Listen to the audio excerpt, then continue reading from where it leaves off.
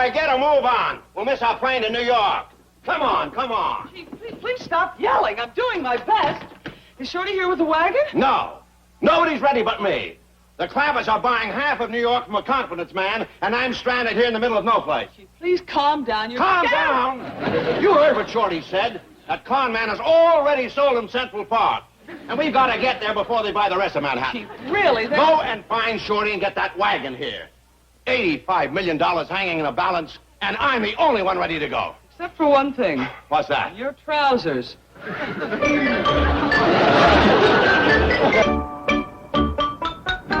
Excuse me, will you hold it? Just a minute. Now, look. Friend, before we disembark, there's something I'd like to explain. I have long been closely associated with the New York police force. They always love to see me come to town. Is that a fact? Are these friends of yours, huh? Chums, pals, in fact. When we enter the terminal, you may notice several of them may converge upon me and begin to ask questions.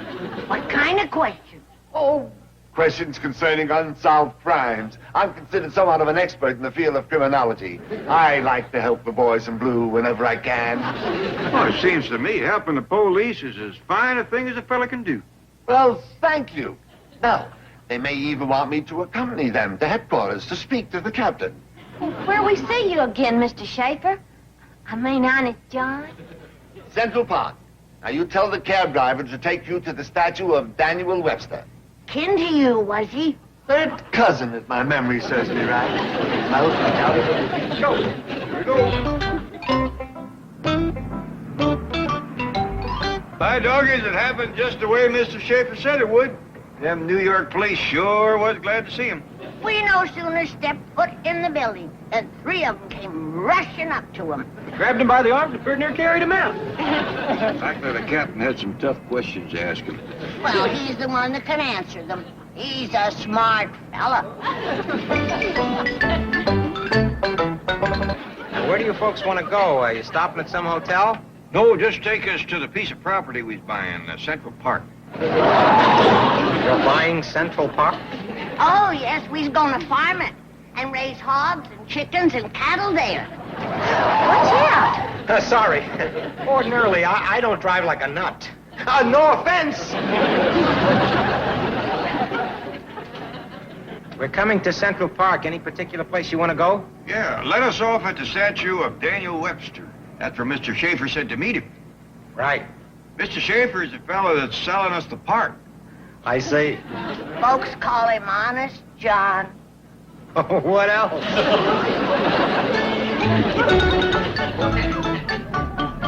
Here you are, folks. Thanks for the dandy ride. Yeah, it's 8:40. Still broad daylight. No, I mean you owe me $8.40. Oh. You want to stay around and meet Mr. Schaefer? No, thanks. I've had it for today. He's likely to take us around New York and show us the sights. Yeah, have them take you by Bellevue. They'll love you there. Here you are, keep the change. Oh, thanks. Well, let's look around and see what we's buying. Thanks again, Mr. Driver. Yeah, sure enjoyed it. Come visit us. I can't wait. Yonder's the statue of Daniel Webster. He must be a pretty famous fella, Jethro. Oh, heck yeah. There's a whole book wrote about him. It's called a dictionary. That sixth grade education sure pays off.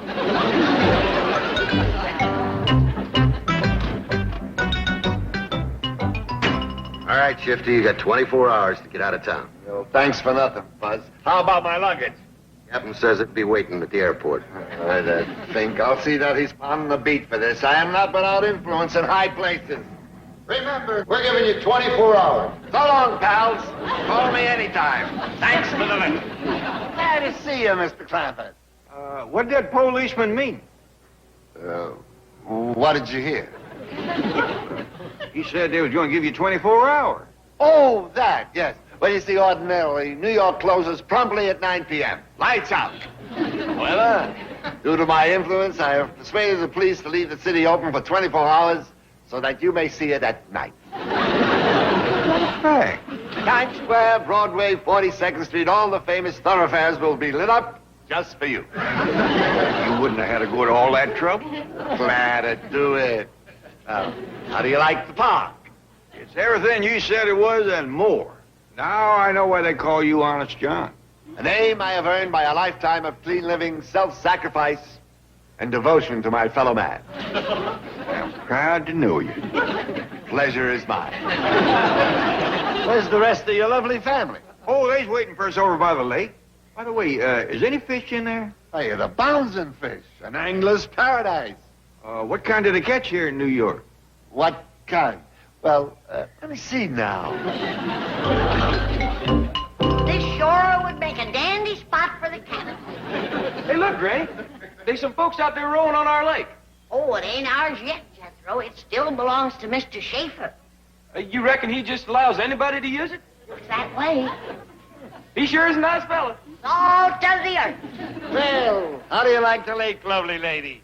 Oh, I likes it fine. We can build us a cabin right here on the bank. And fish right out of the window. Speaking of fish, they got kinds here in New York we ain't ever caught. Honest John here was telling me about it. But what kind is that? Well, they got something called gefilte fish. And one called lox. Hot dog. I can't wait to hook into one of them gefilties. You'll adore it here, friends. Peaceful atmosphere, lovely people, kind, neighborly. Mugger! Mugger! Help! Come back here! Mothers!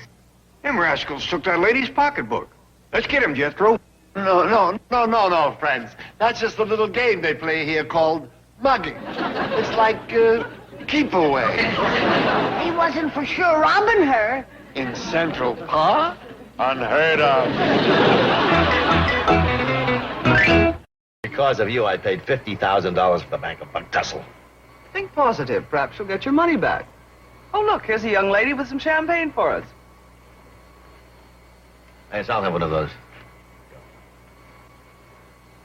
Thank you. Here's to you, Miss Hathaway. May you live another 100 years. Well, that's a lovely toast. What prompted the sudden change of mood? I'm taking your advice. I'm thinking positive. I figured out a way to get my $50,000 back. Wonderful. It's coming out of your salary at $10 a week. And to pay me back, you'll have to live another 100 years. Chief, you're the greediest, most avaricious man I have ever known. I'll drink to that.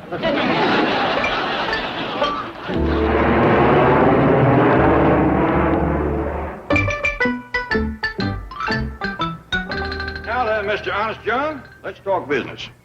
What would you say would be a fair price for Central Park?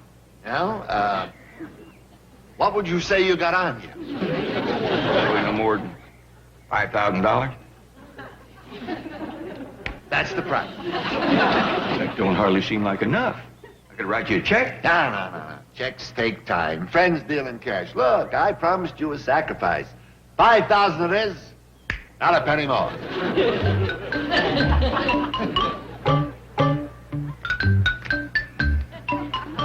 Well, doggy, there's some big ones in there. 2, 3, 4, 5. And I still got me some walking around money. Well, what do you say we get up and walk around with it?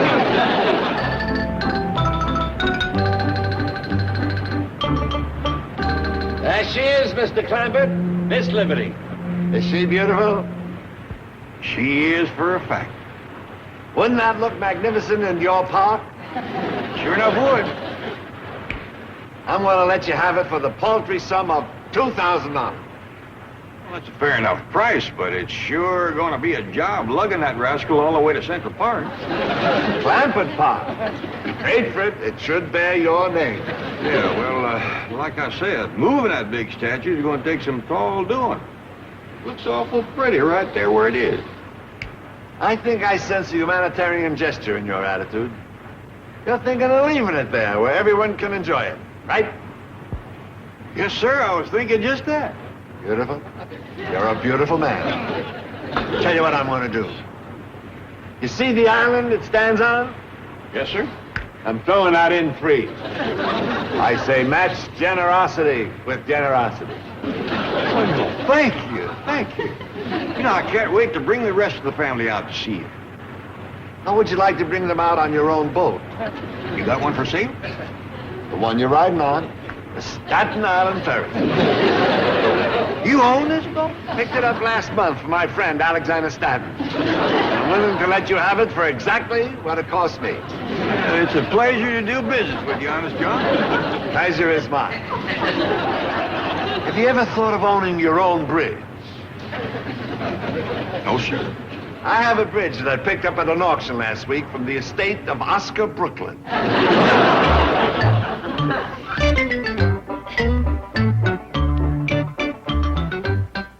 What you all doing?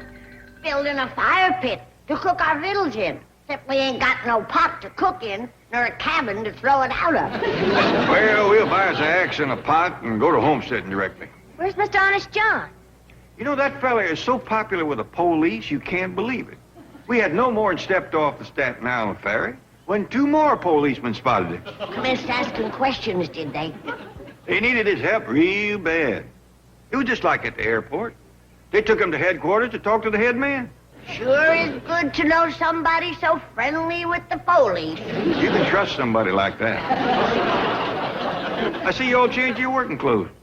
Why don't you do the same? There's a dandy spot over behind them bushes. Good idea.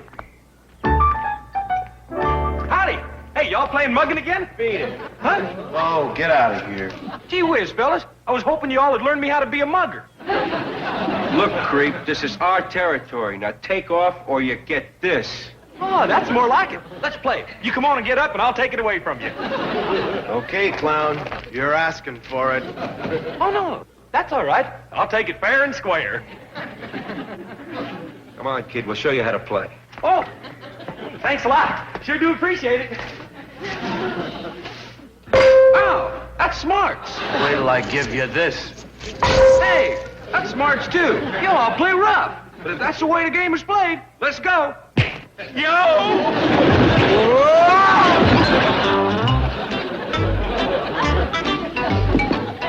Where you been, boy? Been out playing mugging with them 2 fellers, and I won everything. This dandy iron pipe, this shiny new chain, this leather-covered fishing sinker, a set of rings, and this fancy frog sticker. Quite a haul, boy, but you hadn't ought to play it for keeps. Well, that's the way you play mugging. Except I didn't mean to bend their pipe and I took it away from them. You take all this stuff back to them and tell them you're sorry. I ain't gonna do it. They's bad sports, and they call me some names I didn't like. All right, I'll do it. Where is he? Over yonder by them tall bushes. I'll be right back. Well, that guy was tough. What do you mean, guy? Somebody shaved a gorilla and taught it to speak. Oh, howdy, fellas. I'm sorry my nephew took all your playthings away from you. I'm afraid he bent your pipe pretty bad. Be glad to pay for it. Yeah, why, that's all right, old-timer. Why don't we step behind the bushes and talk about it? Oh, all right. Can we have our pipe back first? Oh, sure. Say, I might just be able to fix this for you.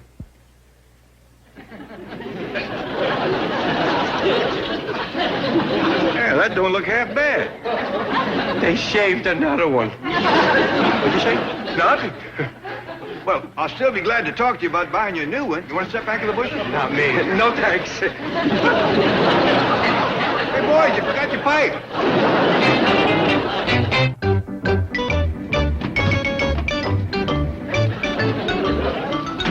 Now remember, Shifty, you have 1 hour to catch a plane out of town. That captain distinctly said I had 24. Been shortened to 1. This is a prime example of police brutality and persecution.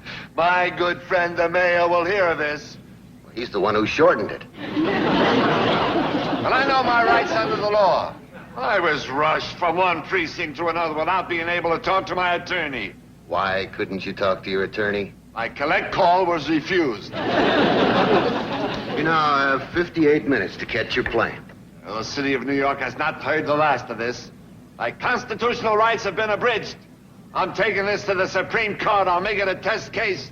I'll not rest until I receive complete satisfaction. One more word and I book you. I'm satisfied. I'll rest on the plane. Goodbye, my friends. At your service anytime. Love those dedicated lads in uniform. New York's finest. Hey, think might hire you, too. You spoken to them? Well, no, but they's always so glad to see you. Hauls you around free of charge. That they do. They owe it to you for the way you're always willing to help them. Well, the police have need of my vast knowledge of crime. And you sure give it to them. At every opportunity. Well, come on over. Granny is cooking up some groundhog stew and gopher gravy. That sounds atrocious. Oh, it is. You love it. Unfortunately, I've just received word that I must leave town. Oh, shucks. That's too bad. Where are you going? Probably Chicago. The heat's off there. We sure are going to miss you, Honest John. I shall miss you, dear friend. Oh, here you are. Granny says pretty near time for victuals. Fiddles? Yeah, a groundhog and gopher. Perfect name. Ellie, I wish you'd wear a dress. How you expect to get a fella when you look like one yourself? Well, gee whiz, Pa. Maybe she'll listen to you. Tell her she looks like a fella. Mr. Clampett, I have bent the truth in my day, but that would be ridiculous.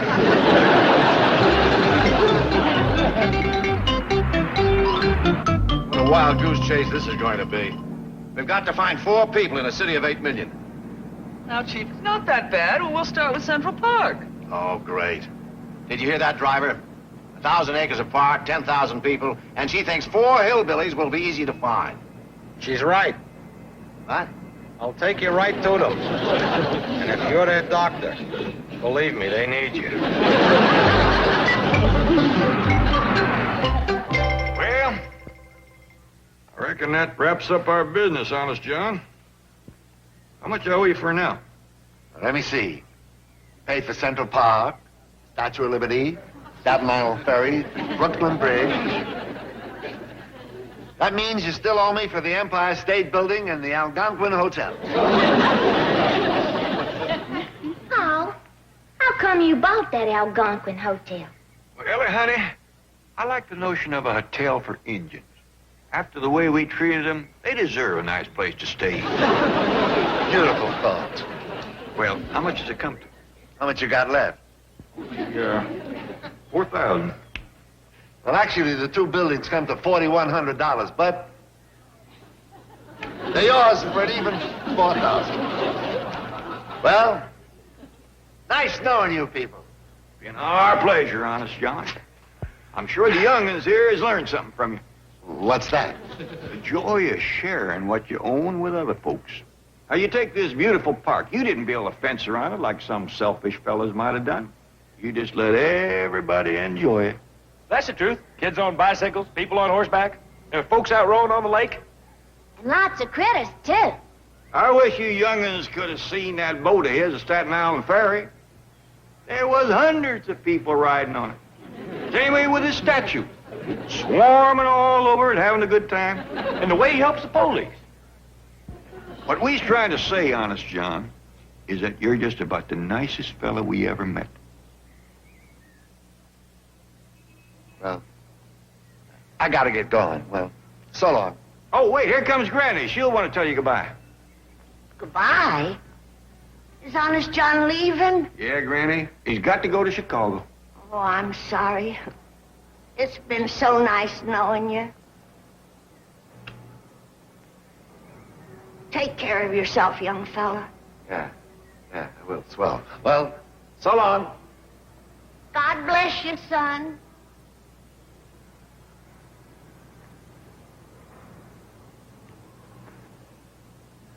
Look, folks, I got no use for this money. I mean, what's a few thousand for somebody like me? I'm loaded. I got plenty myself.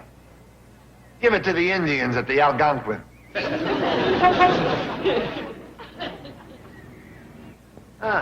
There's my transportation. Well, so long, folks. Glad to see you. To the airport, boys, and no siren, please. Gives me a headache.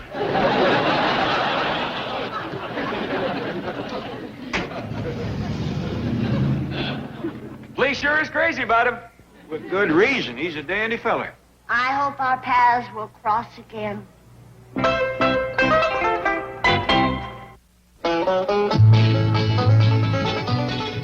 a Hallmark Channel original movie. We're going to California. What?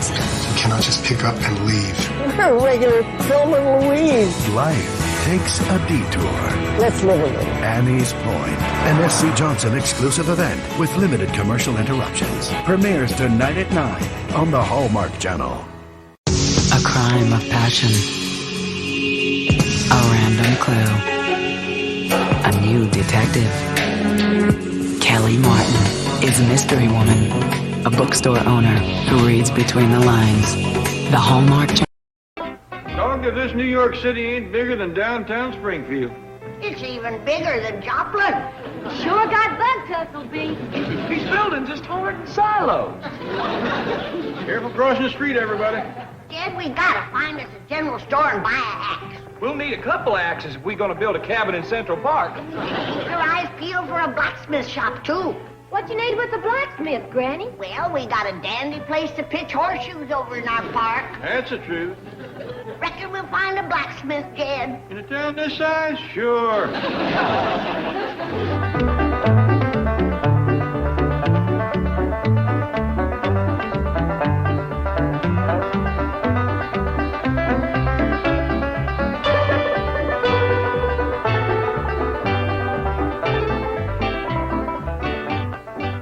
Any luck?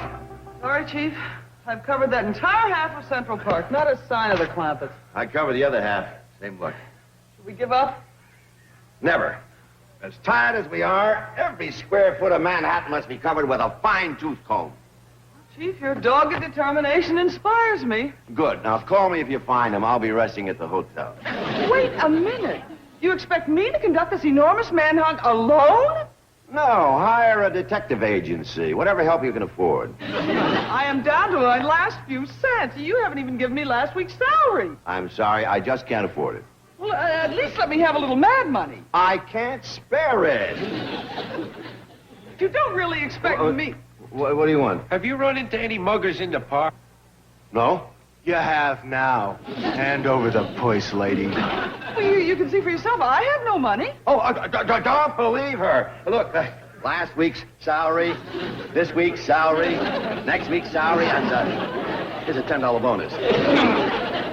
Nice haul. Nice haul. Now you. Oh, I'm sorry, fellas. All I've got is this watch. Let's blow. Oh, Chief, thanks a lot. I asked for some mad money. That was certainly it. I'm furious.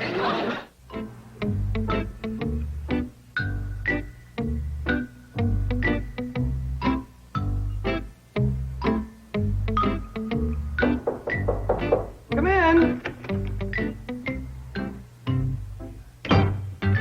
What are you looking at?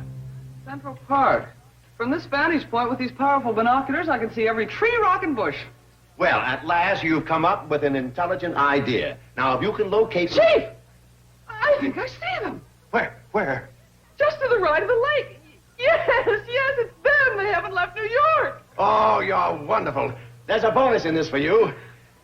I just cashed a check. Oh, this is so thrilling. There they are. They haven't left. Oh, here's your reward. $100. Can you see all of them? Let me count. 1, 2, 3, 4. Oh, here's another 100. 5, 6, 7. 7?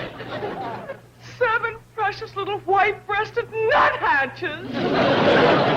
Nuthatches? Well, Granny, we didn't find your blacksmith shop, but we sure found one humdinger of a general store. Biggest I ever did see. What was the name of them fellas that run it, Jethro? Well, let's see. There was 3 of them. Aber, somebody, and Fitch. Dandy big skillet, Granny. Sure is. Now you run and get some firewood while I test out my new fishing pole in that lake yonder. Yes, sir. Jethro, roll up your sleeves because you and me has got some trees to cut down so we can commence building our cabin. Yes, sir. And work up appetite, because I'm going to bring back a mess of perch. Oh, Granny, see, can you catch some of them New York fish that Honest John was telling about? Them what he called, gefilte fish? Stays in that lake. I'll get 'em.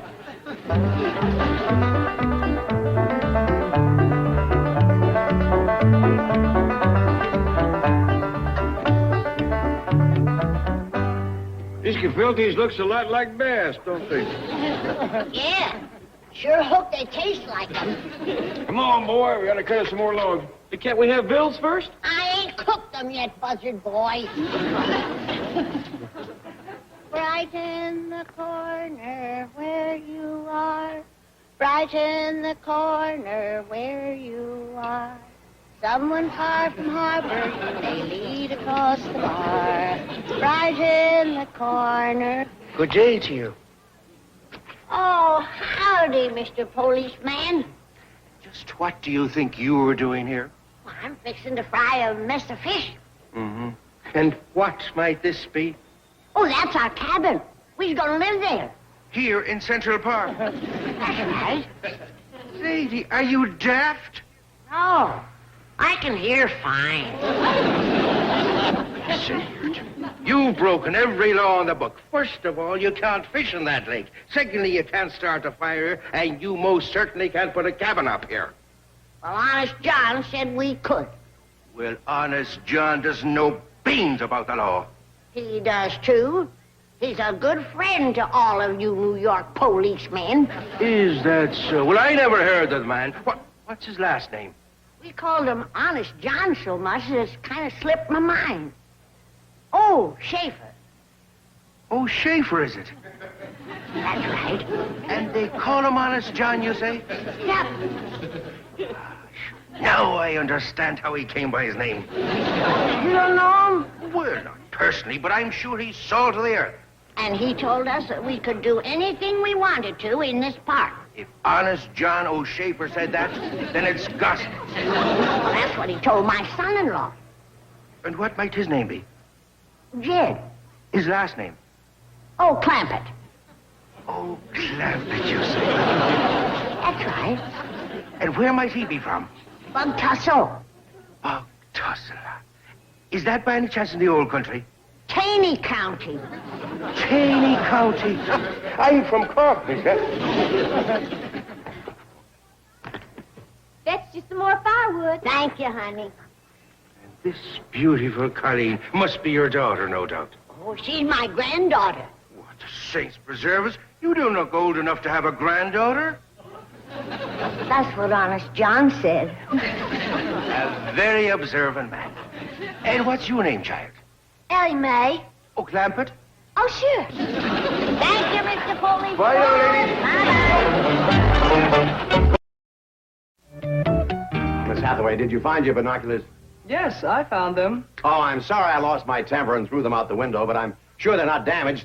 Those new shock-resistant materials are...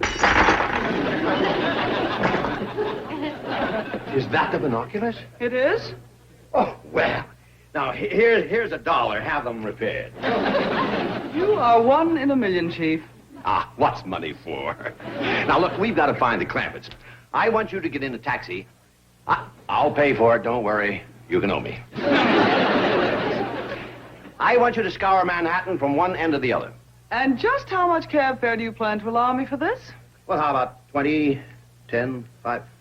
Say, it's a beautiful day. What's wrong with walking? You expect me to walk the entire length and width of Manhattan? No, break it up with a little jogging. It's great exercise. I have a better idea.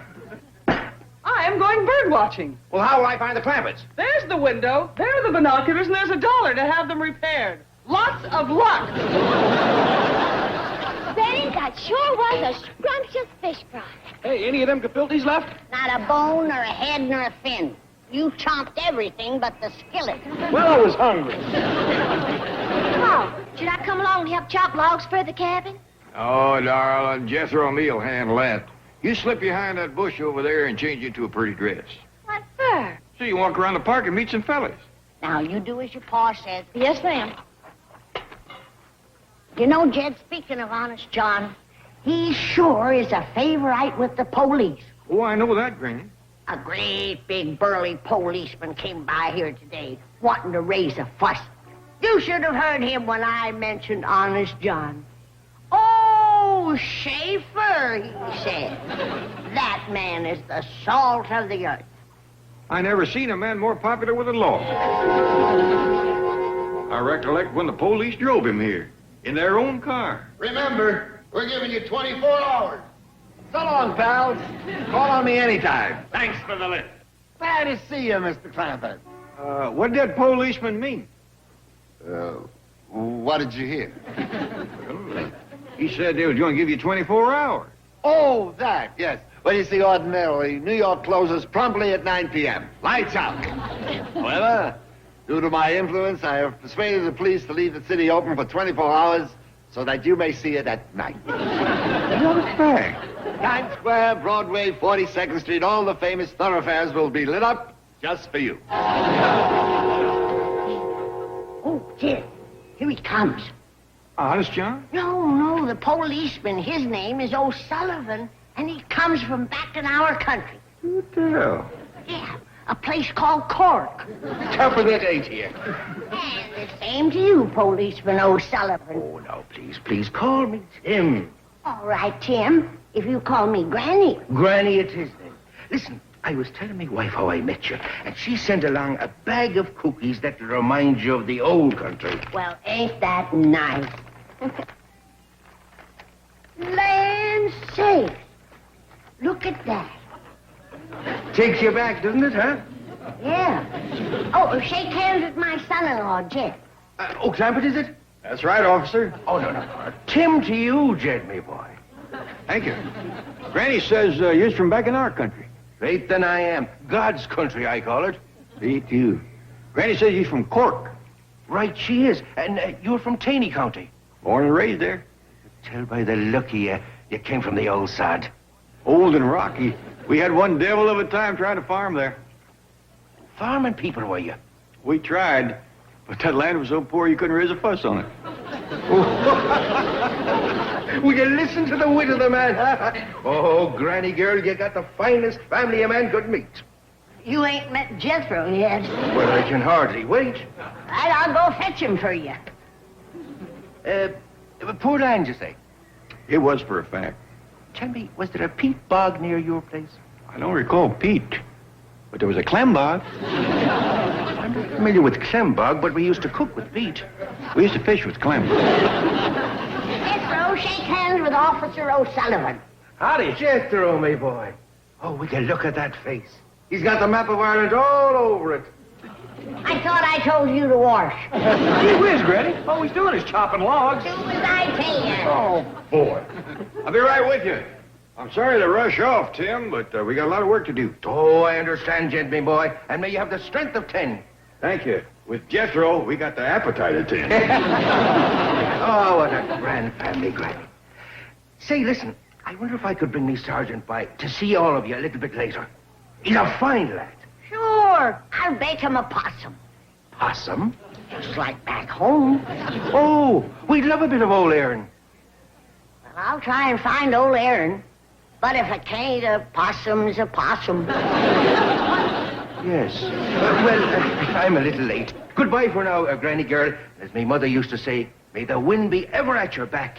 May you be a long time in heaven before the devil knows you're gone. Bye-bye.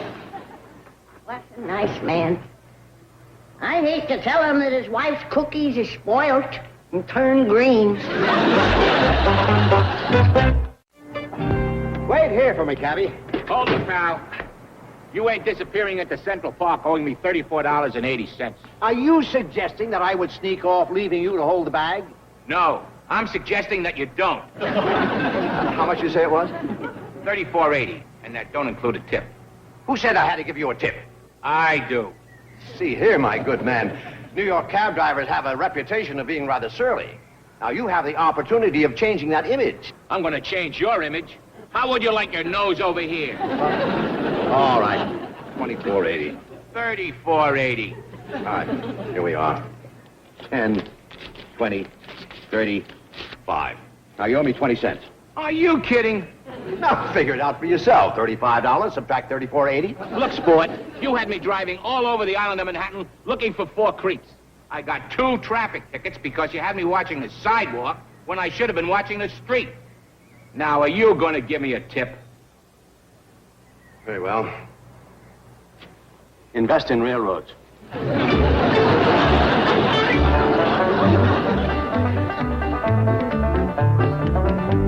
Pop, get Miss Jane. Howdy, Miss Jane. Greetings, Mr. Clampett. Jethro. How marvelous to see you again. Same to you. Is Mr. Drysdale with you? Well, yes, but right now he's out searching for you in a taxi. Heck, it hadn't ought to take long to search a taxi. No, I meant... You're right, Jethro. But where's Granny? She's out looking for possums. Aaron, old Aaron, are you in there? Hey, lady. Oh, hello, boys. Have you seen any possums? No, but I think we spotted a pigeon. What do you got in the purse? My valuables. I'll give you a nickel apiece if you help me catch a brace of possums. Give us your money. Not until you catch me a possum. Shut up and give us your money. Now, that ain't polite. Your friend could learn some manners. Give us the purse or we'll throw you in the lake. You could learn some manners, too. That's enough chatter. Let's go. Put me down, you hear me? You're making me mad! Yo!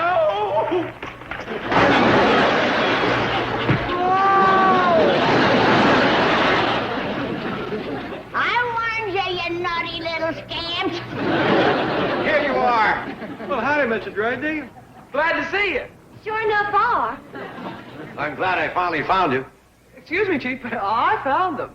Well, I found you. Come here. Get over to the hotel and arrange for 6 tickets on the next plane to L.A. Fast. But you haven't even asked for Clampett. Turn! Up, face! Forward, Hutch! Up, 2, 3, 4, Hutch! 3, 4. Well, Miss Hathaway has gone to arrange our passage back to Los Angeles. You leaving us so soon? We're all going. Aren't we? Jethro and me ain't finished our cabin yet. Mr. Clampett, you can't build a cabin here. Honest John says we can. Who's Honest John? Well, Mr. Schaefer. He's the fellow sold Uncle Jed the park. And a Statue of Liberty, and a Staten Island Ferry, and a Brooklyn Bridge, and the Empire State Building. Mr. Clampett, he's a confidence man. That's the truth. I don't remember when I had more confidence in anybody. He's the finest fellow you ever want to meet. No. The man's a bunco artist. What's a bunco artist? Well, that's the fellow that paints bunkos. Well, I think it's... Oh, yeah, I painted a few of them myself.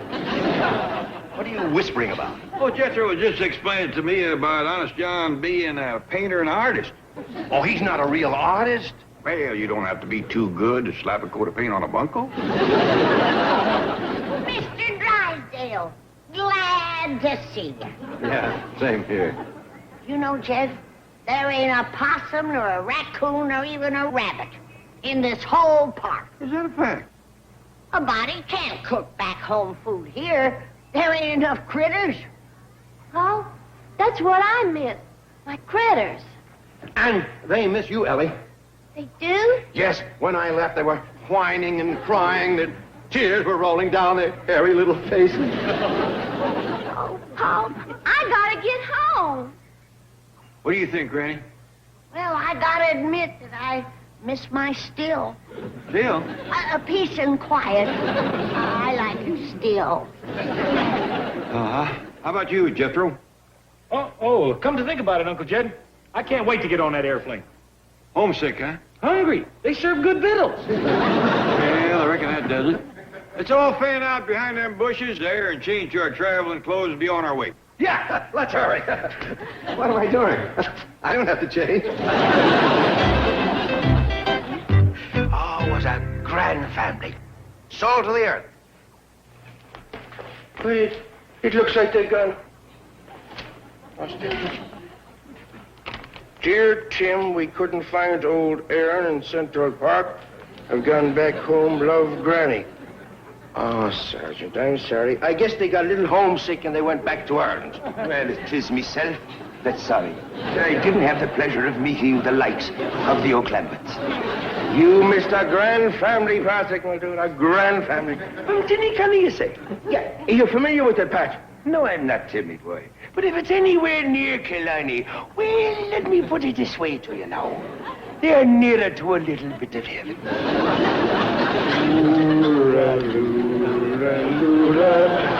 Tooraloo-la-lay.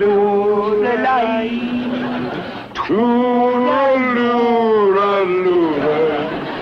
Hush now, don't play.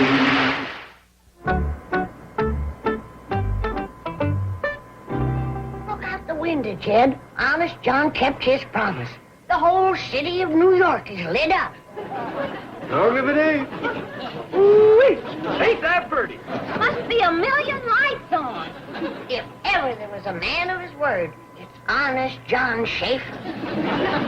What are you people talking about? Them lights down there. Honest John had the police leave them on just for us. Him and the police are just like that. Now listen to me. That man is wanted by the police. That's a fact. He's crazy about him. Glad to finally realize what a nice man he is. He's an angel. I love him. He's the sweetest, kindest, darlingest, most adorable, precious doll of a man that ever lived. He's fond of him, too, but let's not get sickening about it.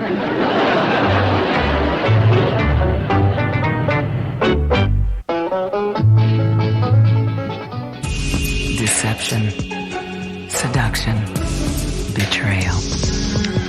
The Hallmark Channel Mystery Movie, Fridays at 9. Charlie McKenzie has the perfect family. He hired me because he thinks I'm a stable family woman. Someone else's. So how long have you been married? I guess you're my dad.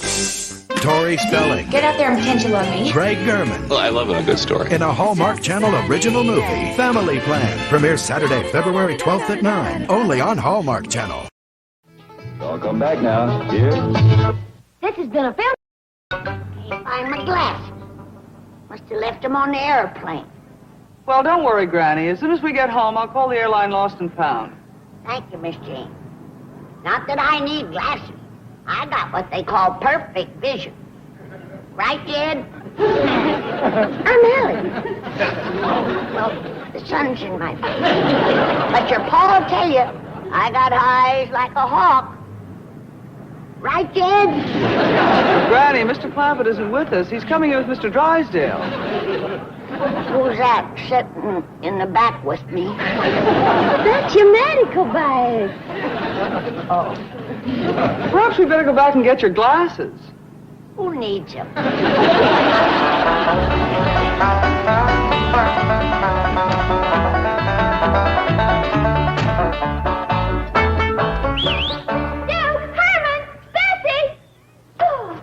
Here comes Fairchild. Look, he's got a family. Quick, Granny, let's get inside before she summons a family of buffalo. Almost fell, didn't you?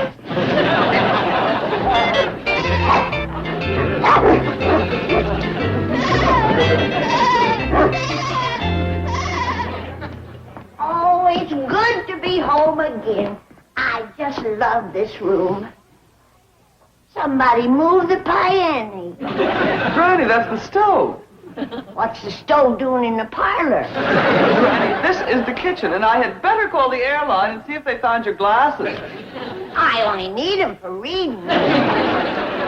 Oh, here's a note from the young vet who's been taking care of Ellie's animals. Young what? Vet. He's a veterinarian. Oh, yeah, I've heard of them. But personally, I like to eat meat. You're thinking of a vegetarian. This young man's an animal doctor, Dr. Robert Graham. Oh, he's the young fella that Mr. Drysdale said would be just right for Ellie Mae. Where is he? This note says he's down by the swimming pool. I think I'll saunter down there and say howdy to him. I'll call the airline.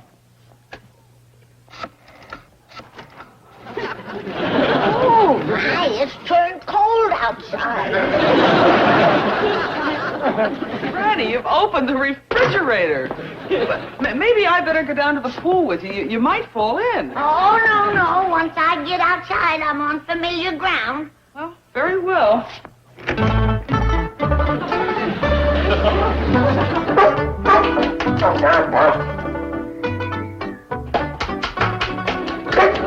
All right, Gloria, that's all for now. I'll be back after I've fed my other patients.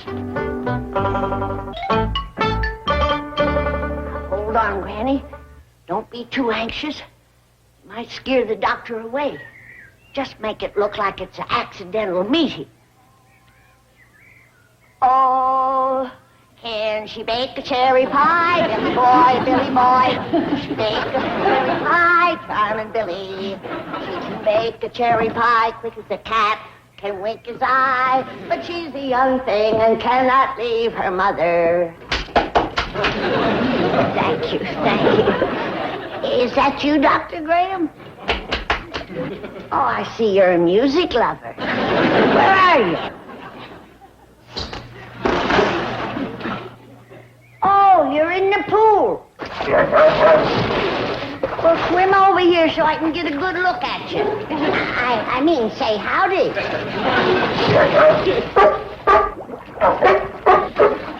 You hadn't ought to be swimming with a cold like that. Well, excuse you. That cold is going to turn into pneumonia if you don't get out of the water. Oh, yes, well, thank you very much. Goodbye. He's home, Miss Jane. Oh. And Mr. Drysdale said he'd like you to drive him right down to the bank. Right away. Where's Granny? She's down at the swimming pool saying hello to Dr. Graham. Dr. Graham? He's the young veterinarian who's been looking after Ellie's critters. Oh, he's the one that Mr. Drysdale said would be a fine catch for Ellie Mae. That's right. Well, bye. Bye. Oh, Granny, did you meet Dr. Graham? I did. What'd you think of him? Jed, Ellie Mae can't marry him. He is the ugliest one man that ever growed a breath. Plain, is he? He's got a pinhead, pop eyes, straggly, droopy mustache, and no ears. Ain't that a shame? He must be smart. He's a doctor. Some doctor. He coughed right in my face. No. He's splashing around in the pool with the worst cold you ever seen. Well, that don't seem too bright. But the way Mr. Drysdale brags on him, he must have something. Oh, he has, Jed. He's homely, he's rude, he ain't too brainy. But that rascal sure can swim. Where are you going, Ellie? Down to the pool to meet Dr. Graham. Oh, don't bother. What you mean? He ain't for you. Well, Mr. Drysdale says he's single. One look and you'll know why. Granny, I think Ellie ought to meet the doctor and thank him for taking care of her critters.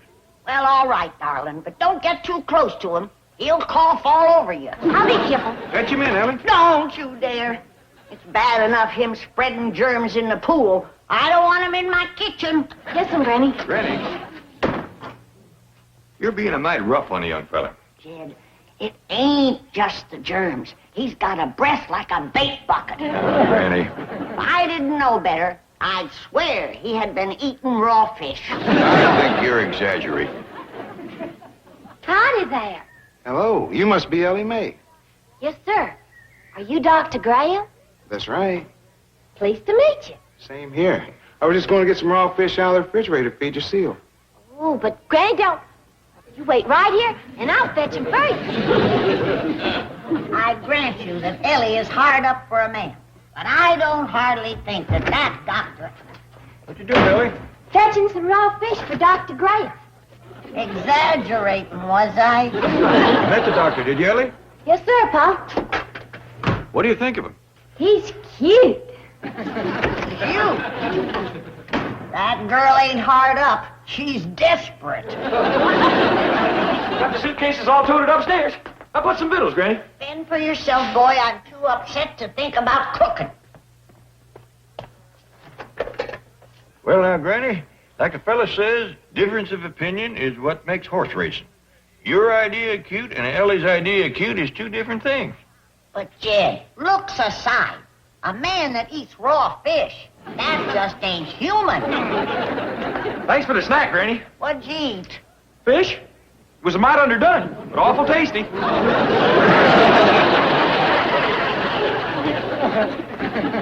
there goes that argument. Since when do you call him human?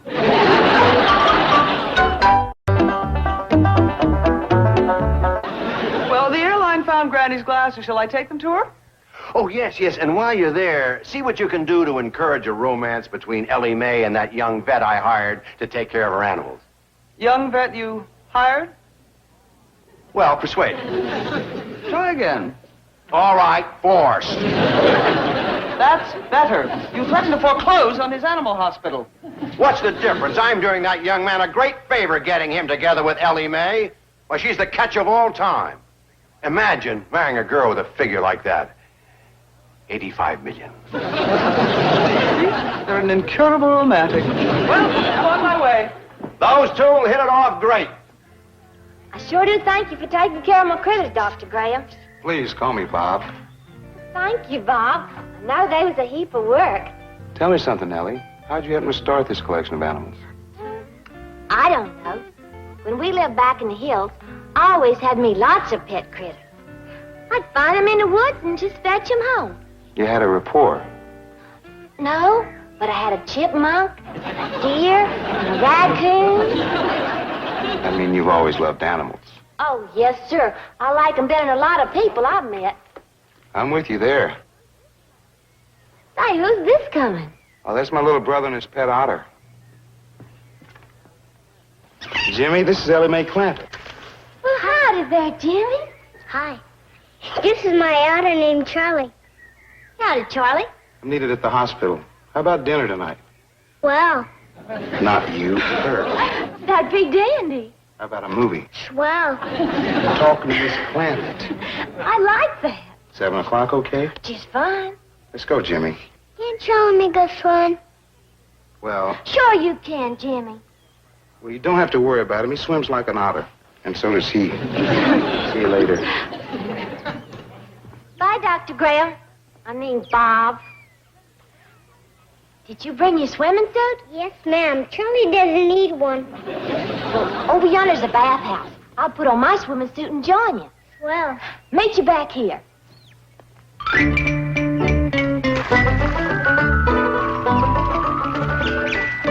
Where you going, Granny?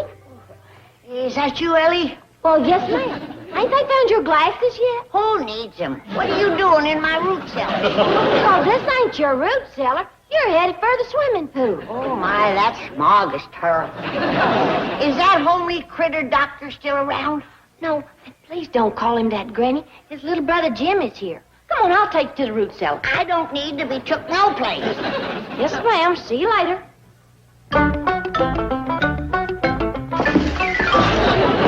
We're gonna look at that doctor's little brother. Jimmy, are you here?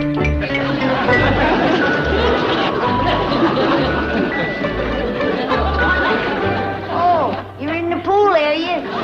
Well, swim over here so I can get a good look at you. That's his little brother, all right. Granny?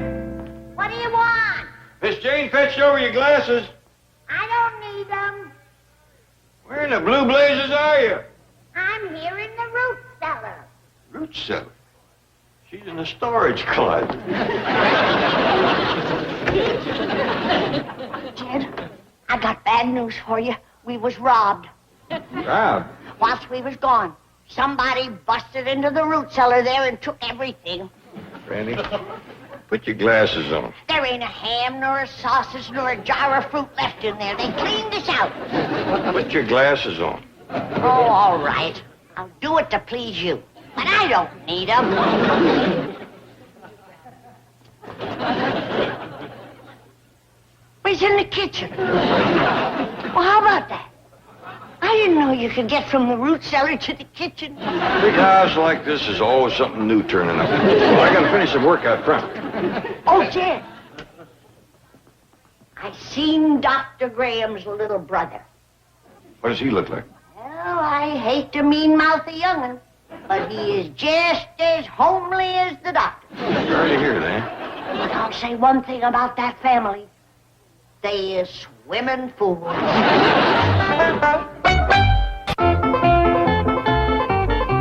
Oh, Ellie, you had a nice swim, did you? Yes, ma'am. That cold water clears your head, don't it? Sure does, Granny. Well, now that your head is clear, how do you feel about that Dr. Graham? He's cute. We's gonna go out on a date tonight. Oh, Ellie, you're busting your poor old granny's heart.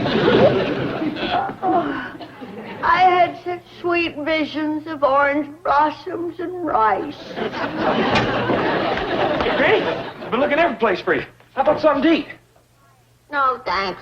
I ain't hungry. It's me that's hungry. Back here, I'm starving to death. Hey, Granny, come on out in the kitchen and fix me some victuals. I got too big a problem.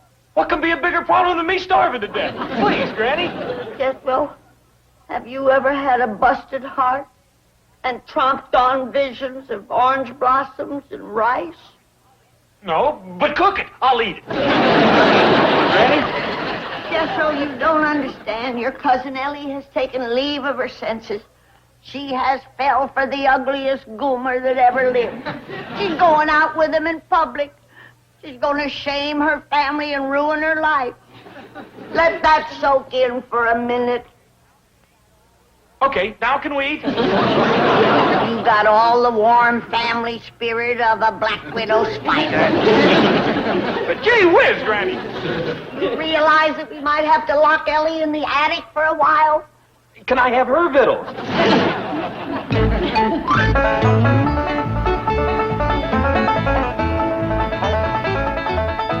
You'll enjoy meeting the rest of the Clampett family. They're quite original and unique. And look at that handsome fella with Miss Jane. How come Ellie can't get a man like that? Would you like him to be Ellie's beau? Of course I would. I'd give anything. Would you give a mess of ham hocks and turnip greens? Hog jowls and corn pone? Grits and fatback? Of course, but... I'll take care of it. Wait a minute, Jethro. You can't take him away from Miss Jane. That wouldn't be fair. It would be if she was swept off her feet by Hollywood's handsomest playboy. Who's that? Me! Yeah. Come to think of it, Miss Jane always did have a soft spot in her head, in her heart for you. Come in, cooking, Granny. Darling, sweetheart, lover. What? Why do you want to go and break my heart like this? Don't you know I'm crazy, mad, desperate, head over heels in love with you? But Jethro, I didn't realize you felt... Well, I didn't realize it neither. Till I seen you holding hands with this here rascal. Set me on fire. We're holding hands. Oh, let's be honest. Hey, please, let her be mine and mine alone. Why, I love her. She's wonderful. She's beautiful. I'd do anything Wait for her. a minute, I'm not... Let the boy talk. I'm through talking. I'm carrying you off to paradise. Oh, what is that? The kitchen. He done it. I'll cook that boy more victuals than he's ever seen. Jethro, Miss Jane, what's going on? Oh, Mr. Clampett. Shake hands with Dr. Grant. Oh, glad to meet you, Doctor. Pleasure's mine, Mr. Clampett. Come on in. Thank you. Say, about that big fella just carried Miss Hathaway into the house. Jethro? Yes, I can't quite figure him out. Well, we all been working on that, Doctor. And the best we've come up with is that Jethro went right from his first childhood into his second childhood with nothing in between.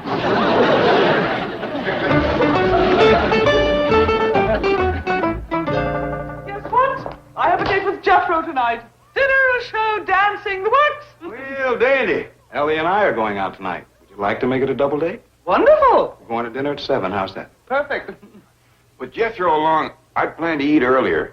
He commences to get mean along about 6. Well, good suggestion. I must get back to the work now. Would you mind dropping me off at the hospital? Glad to. Would you take me by the bank, please? I want to talk to Mr. Dryden. Come along. I just come over to pay you for hiring that young animal doctor to look after Ellie's critters. Oh, no. Keep your money. Does Ellie like him? Oh, yeah, they got a date tonight. Now, you just peel off whatever you're out of pocket. Mr. Clampett, I wouldn't think of taking your money.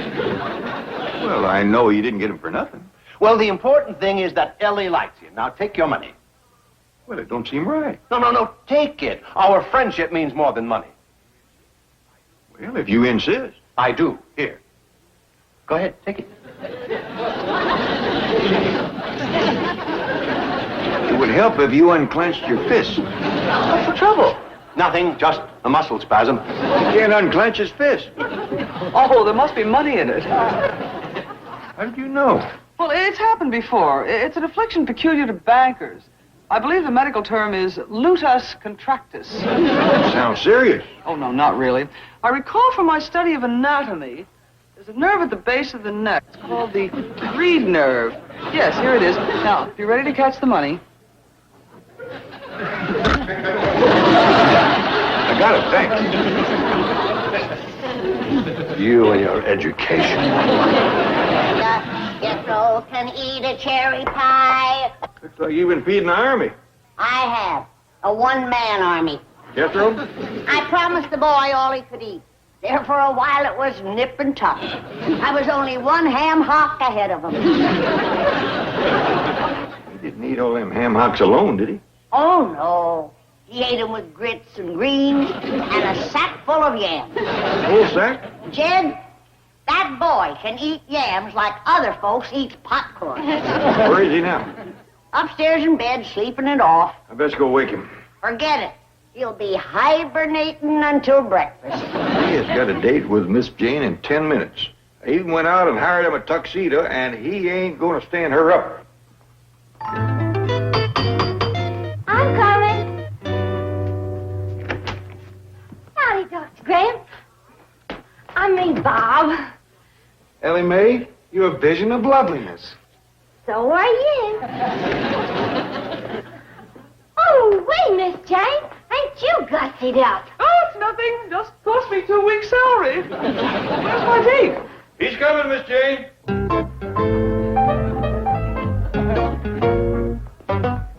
But I thought I had a date with Jethro. Never send a boy to do a man's job. Oh, Mr. Clampett. You're just too much woman for that young'un. Besides, he's got 2 left feet, and I know you like to dance. I love to.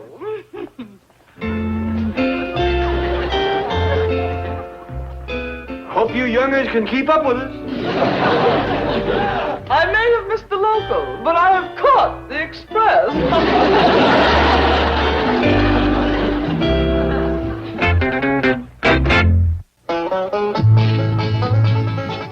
Weeknights on Hallmark. Watch great stories and witness the miracles.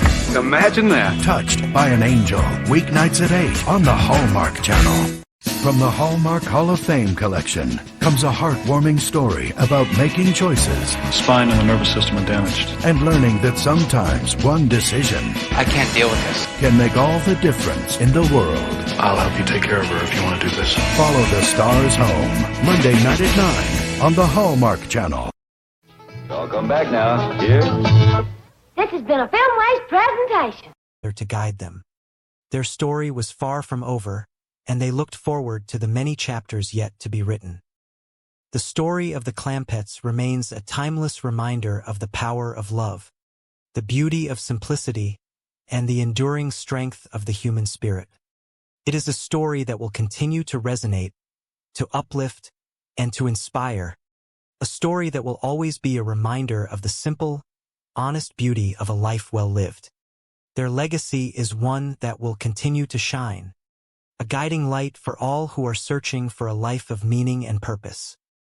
The hills continue to sing their praises, and the memories of their journey remain etched in the fabric of the land they called home.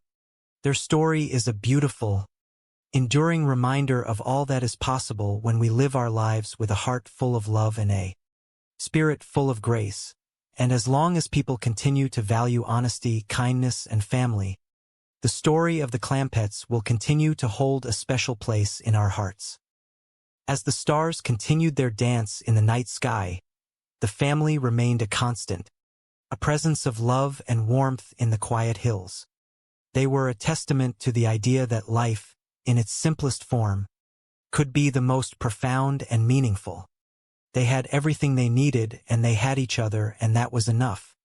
Their story was one that spoke to the heart, a story of hope and resilience, and a story of the simple, honest beauty of a life well lived.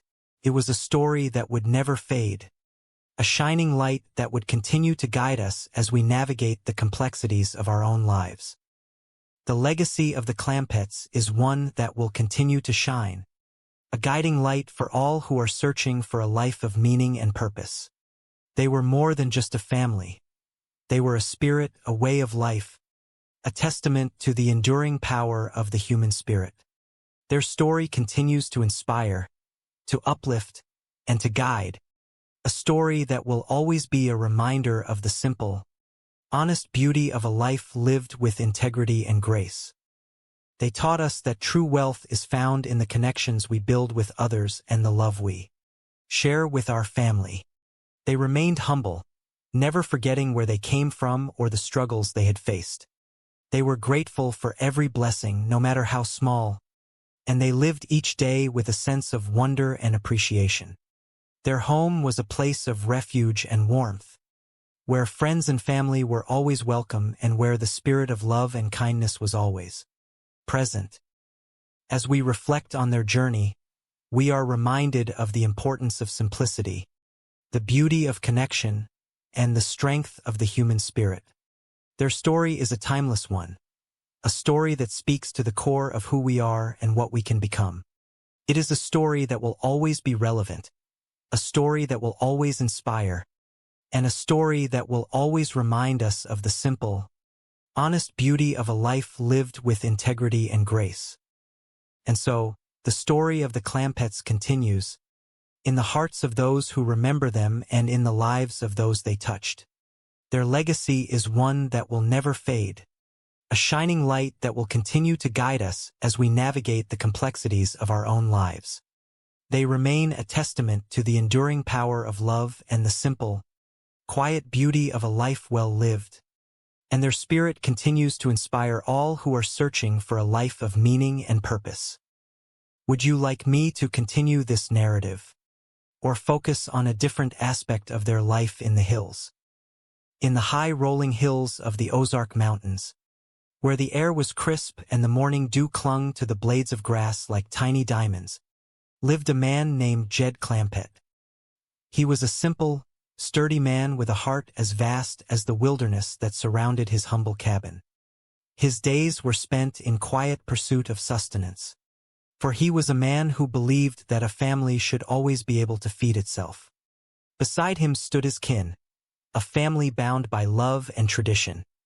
His daughter, Ellie Mae, a girl as gentle and sweet as a wildflower.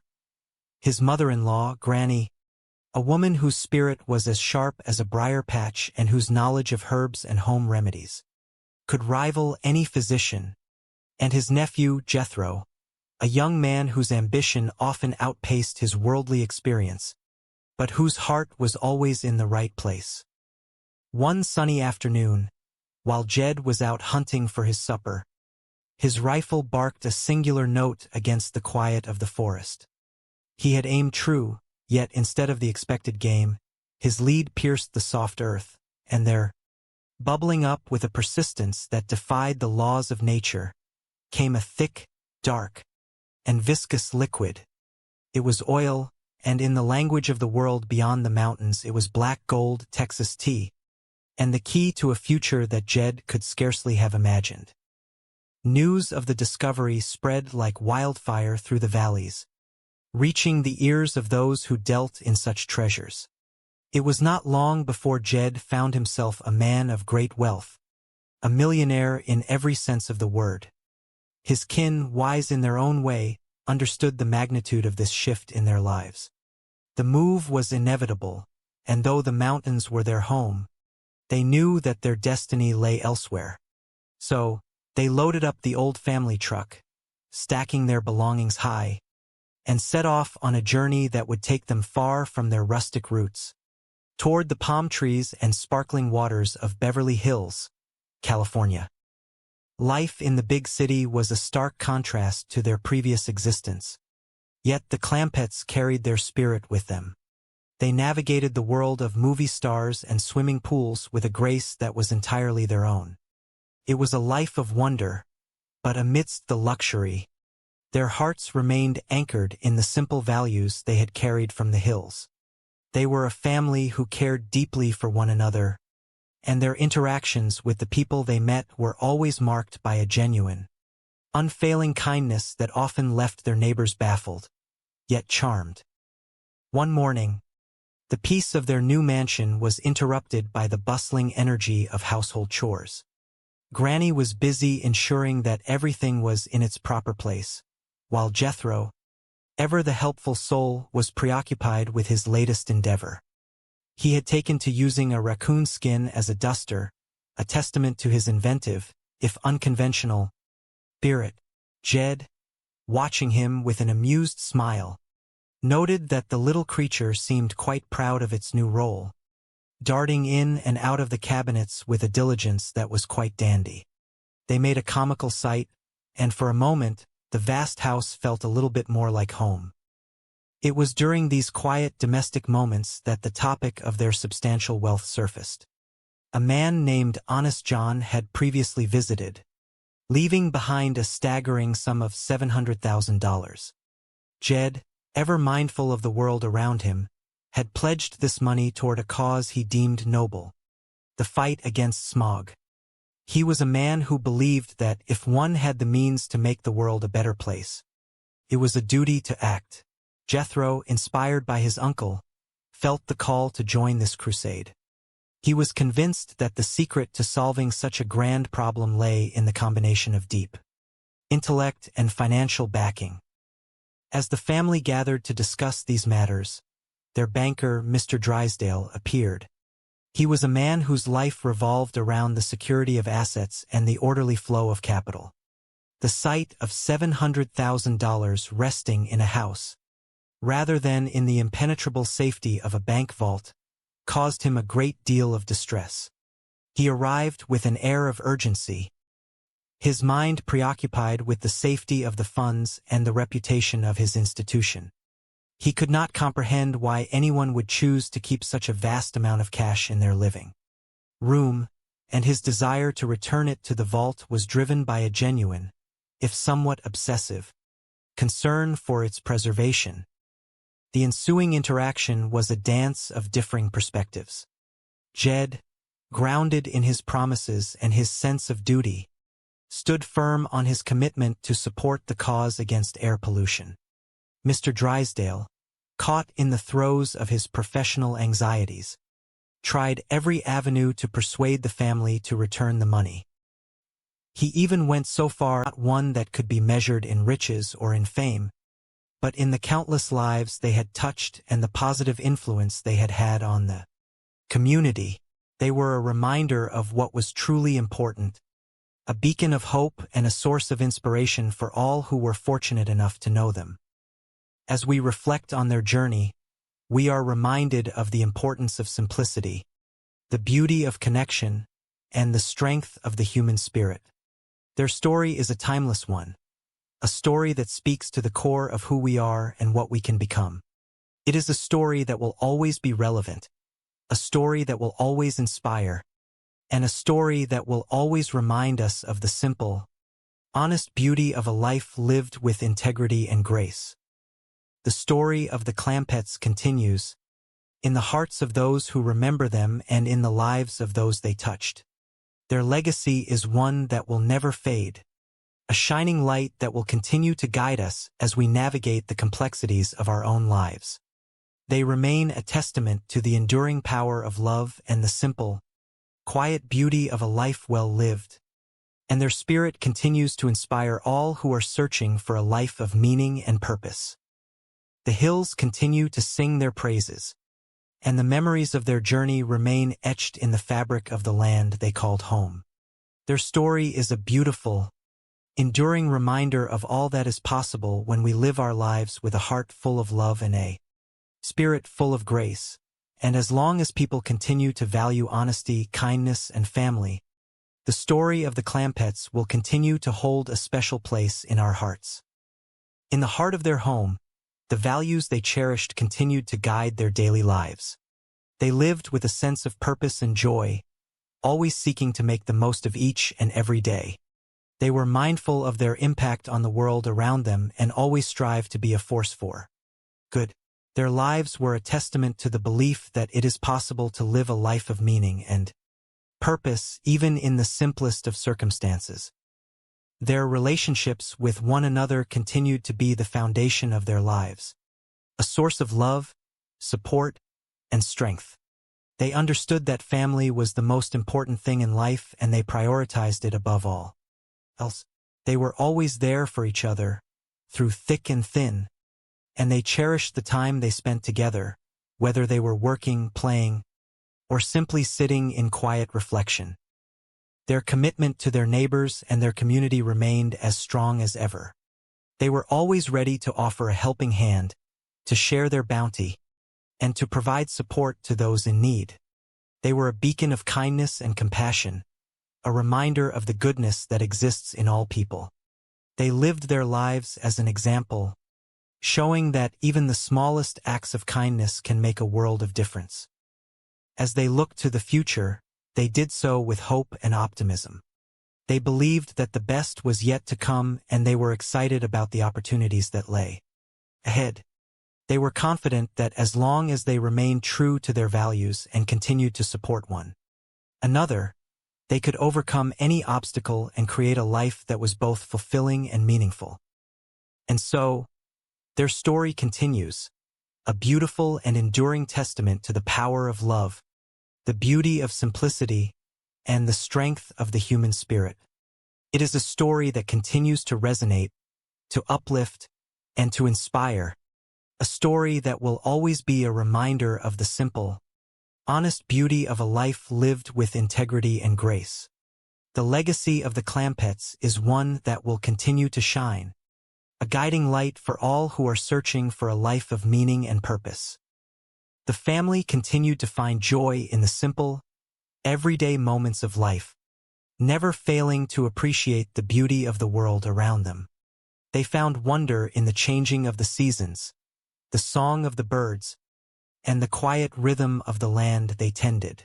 They remained grounded, always mindful of their roots and the values that had guided them throughout their lives. Their home remained a place of refuge and warmth, where friends and family were always welcome and where the spirit of love and kindness was always present. They continued to be a source of strength and support for each other, always ready to face the challenges of life with courage and grace. They were a family of substance, of character, and of heart, a beacon of hope in an often uncertain world.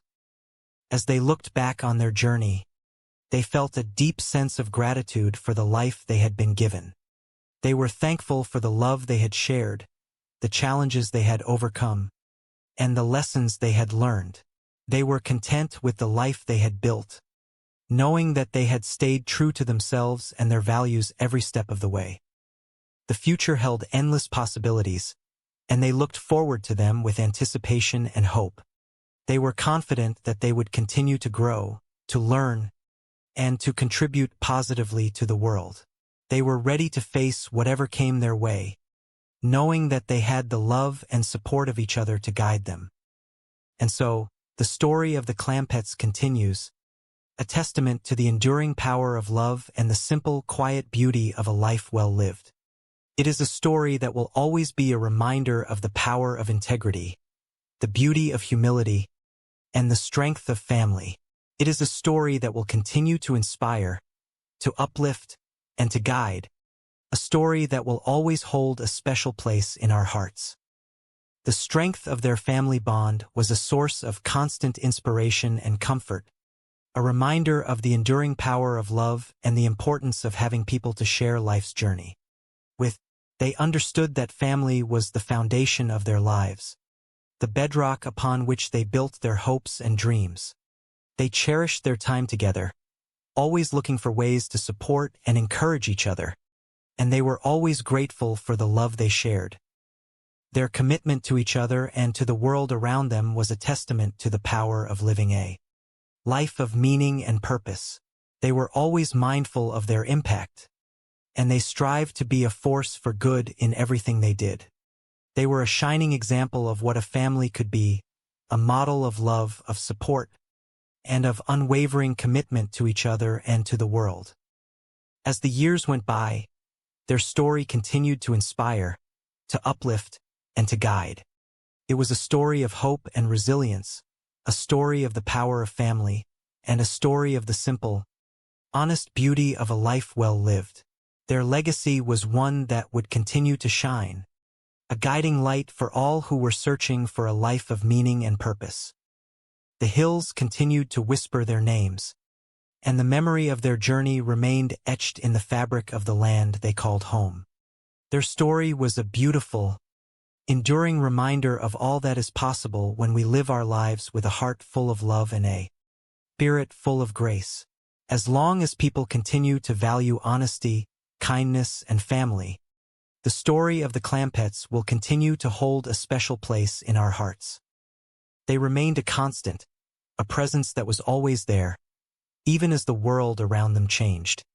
Their impact was not one that could be measured in riches or in fame, but in the countless lives they had touched and the positive influence they had had on the community.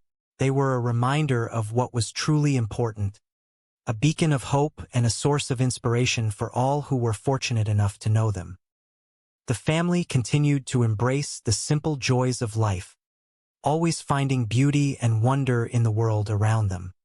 They lived with a sense of purpose and contentment, never failing to appreciate the blessings they had been given. Their home was a place of warmth, kindness, and love, a sanctuary where everyone was treated with respect and where the values of honesty and humility were always upheld.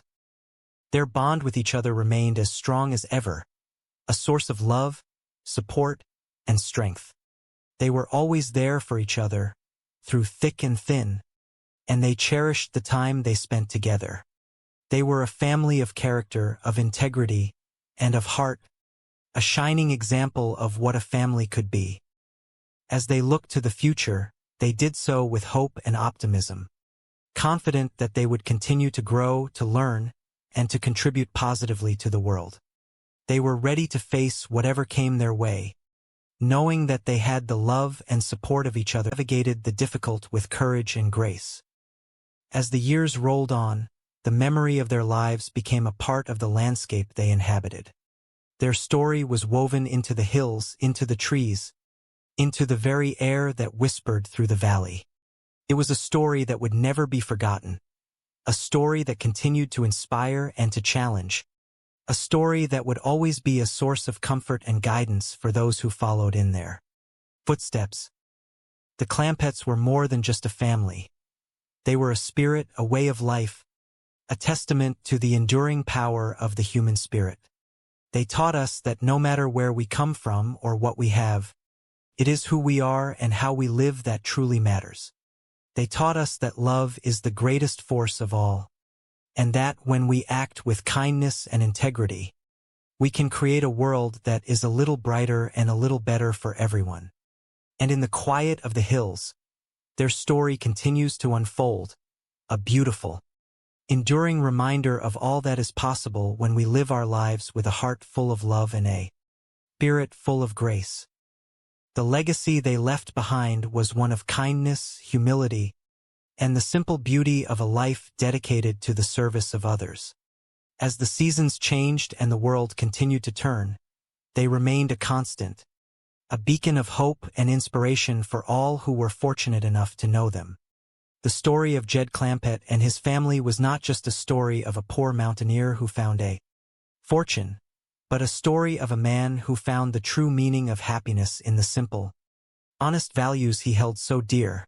It was a story that would be told and retold for generations to come, a reminder of the enduring power of love and the quiet, steady strength of a heart at peace.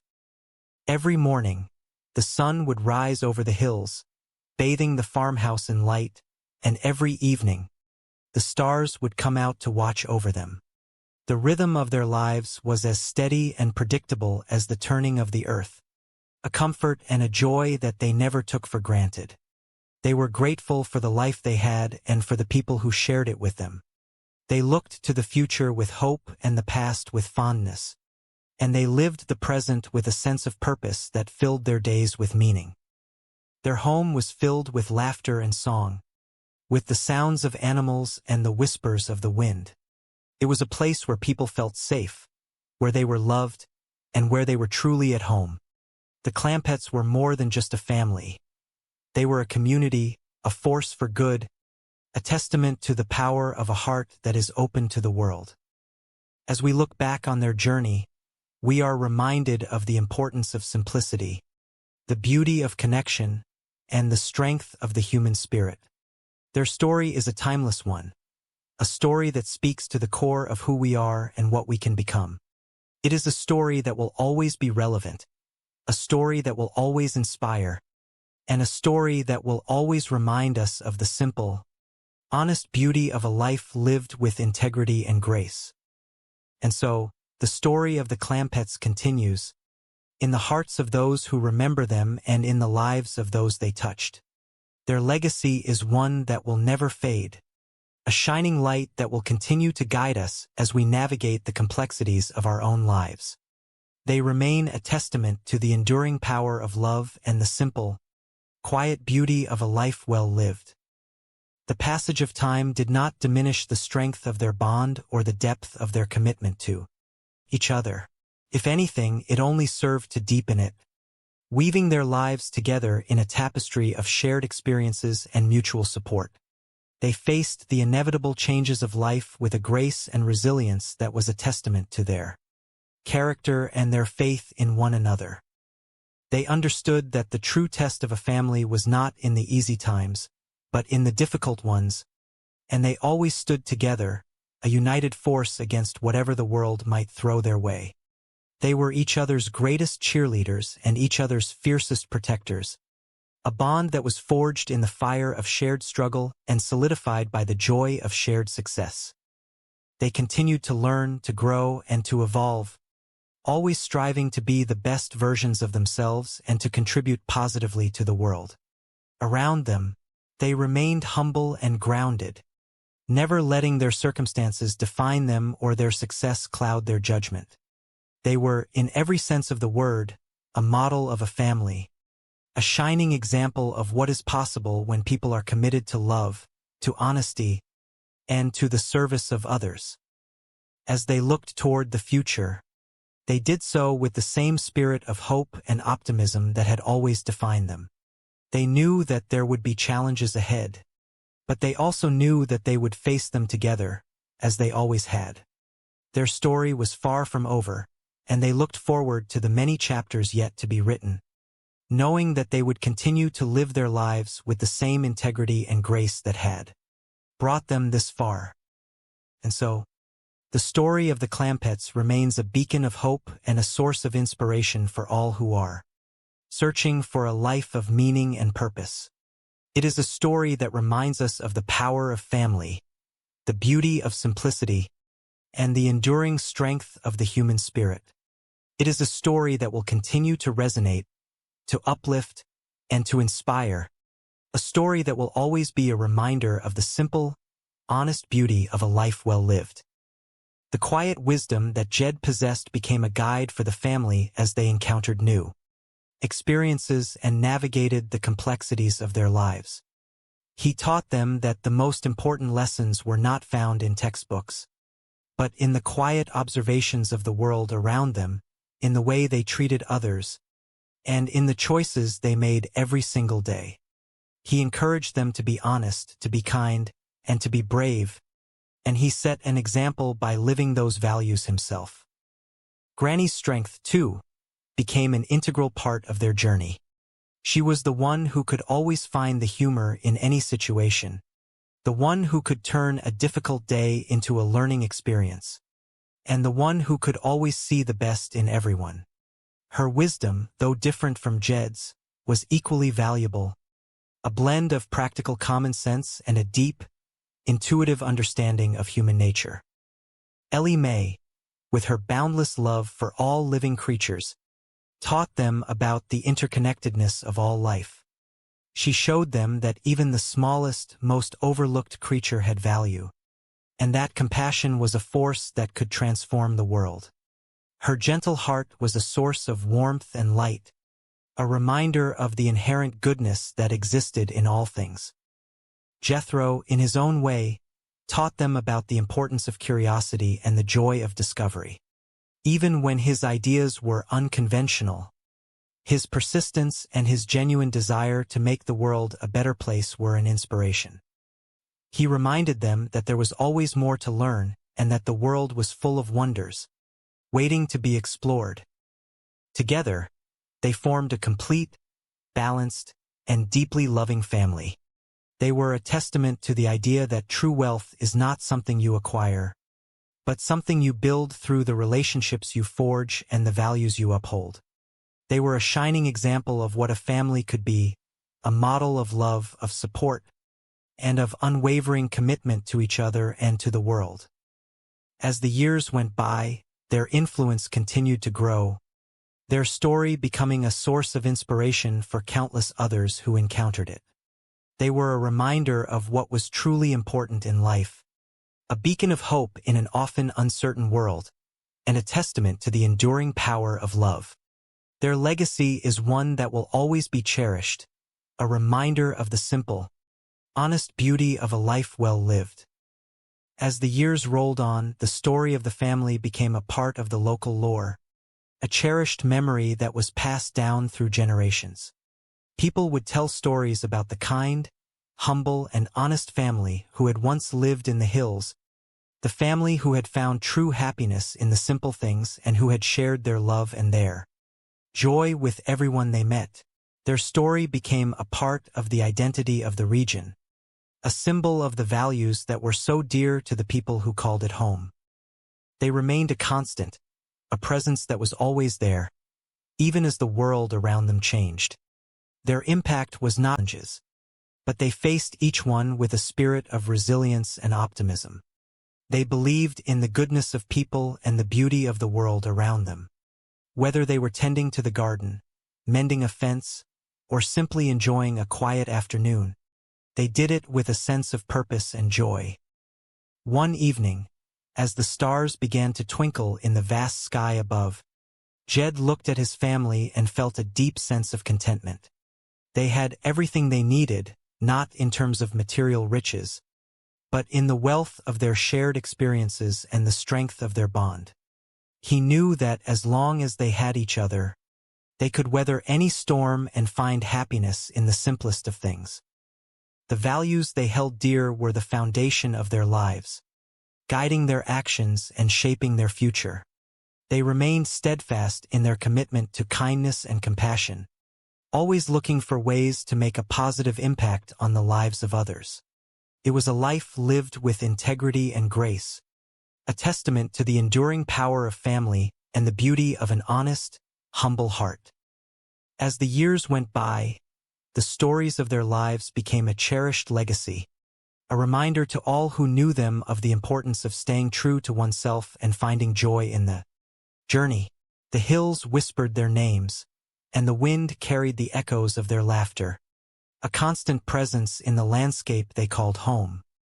And so, the days turned into weeks and the weeks into months, each one filled with the quiet rhythm of a life well lived. They continued to grow and learn, always seeking to better themselves and those around them. Their hearts remained open, their spirits remained high, and their bond remained unbreakable. In the quiet solitude of the hills, they found a peace that transcended the noise of the world, a deep, abiding contentment that sustained them through every challenge and every joy. They were, in every sense of the word, a family, united by love and bound by the shared experiences of a lifetime. The legacy they left behind was one of kindness, humility, and the simple beauty of a life dedicated to the service of others. As the seasons changed and the world continued to turn, they remained a constant, a beacon of hope and inspiration for all who were fortunate enough to know them.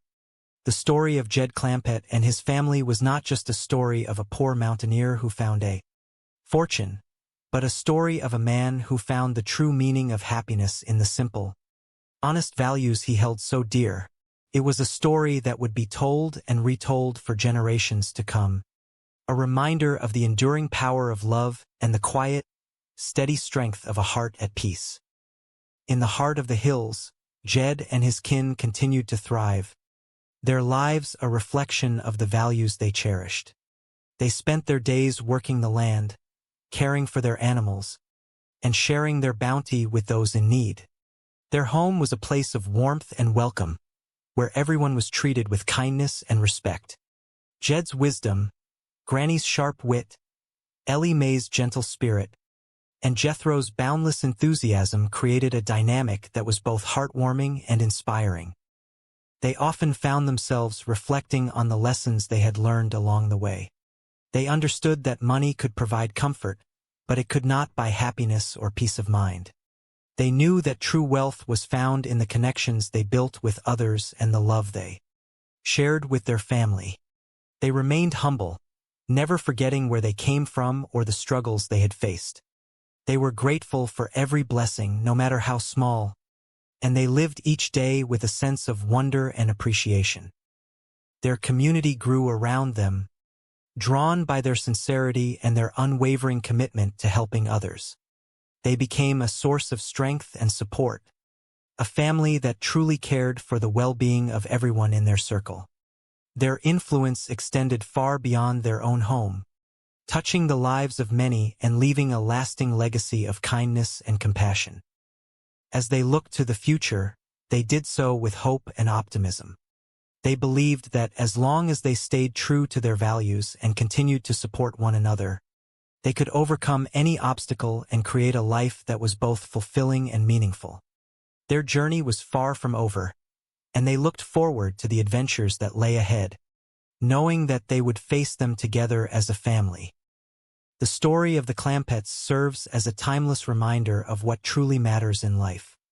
It is a story that speaks to the heart, a story of hope and resilience, and a story of the simple, honest beauty of a life well lived.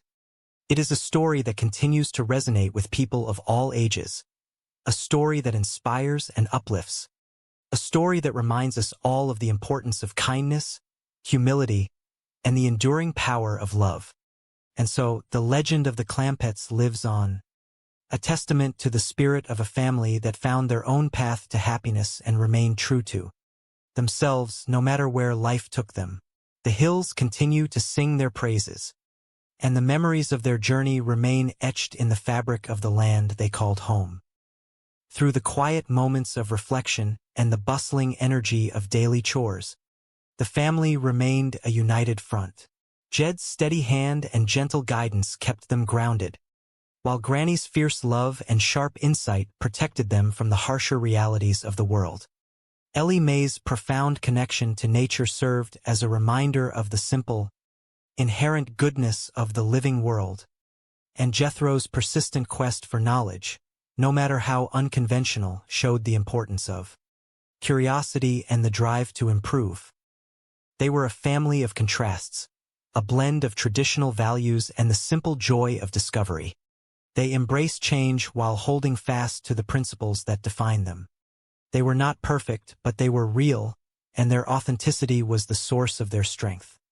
They learned from their mistakes, celebrated their successes, and faced their challenges with an openness that allowed them to grow and thrive.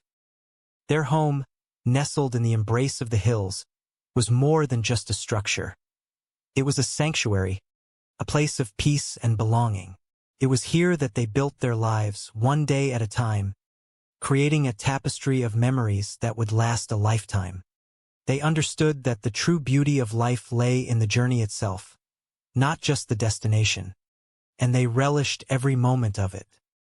In the quiet of the night, when the rest of the world seemed to fade away, they would gather around the fire, the flickers of light casting dancing shadows on their faces. It was in these moments that they truly connected, sharing the stories that defined them and the dreams that propelled them forward. It was here that their bond was forged and their future was shaped, in the shared warmth of a family that truly understood the meaning of love. As they looked forward, they did so with the quiet confidence that came from knowing who they were and what they stood for. They were the Clampetts, a family of substance, of character, and of heart. They were a beacon in a world that often seemed lost, a reminder of the fundamental truths that underpin a good and meaningful life. And as the story of their lives continued to unfold, it remained a powerful testament to the beauty of simplicity and the enduring, transformative power of family. The seasons continued to pass, each one bringing its own unique beauty and its own set of challenges. The family moved through them with a grace and ease that seemed to echo the natural world around them. They saw the land shift from the vibrant green of spring to the golden hues of autumn, and they embraced each change as an opportunity to learn, to grow, and to appreciate the cycle of life. They were a constant presence in the community, a source of stability and support. Their doors were always open, and their hearts were always ready to offer comfort or a helping hand. They lived their lives as an example not by preaching, but by showing that kindness, honesty, and humility were not just ideals, but practical, powerful ways of living. Their legacy was not one of great deeds or monumental accomplishments, but of the countless small, meaningful interactions that made up the fabric of their daily lives. It was in the way they listened, the way they cared, and the way they stood by one another through thick and thin. It was in the way they found joy in the simple things, the way they celebrated the good, and the way they navigated stern. Oh geez, oh I do not need to shoot him. Just fire a couple of shots over his head to show him he means business, Drysdale insisted. I will not.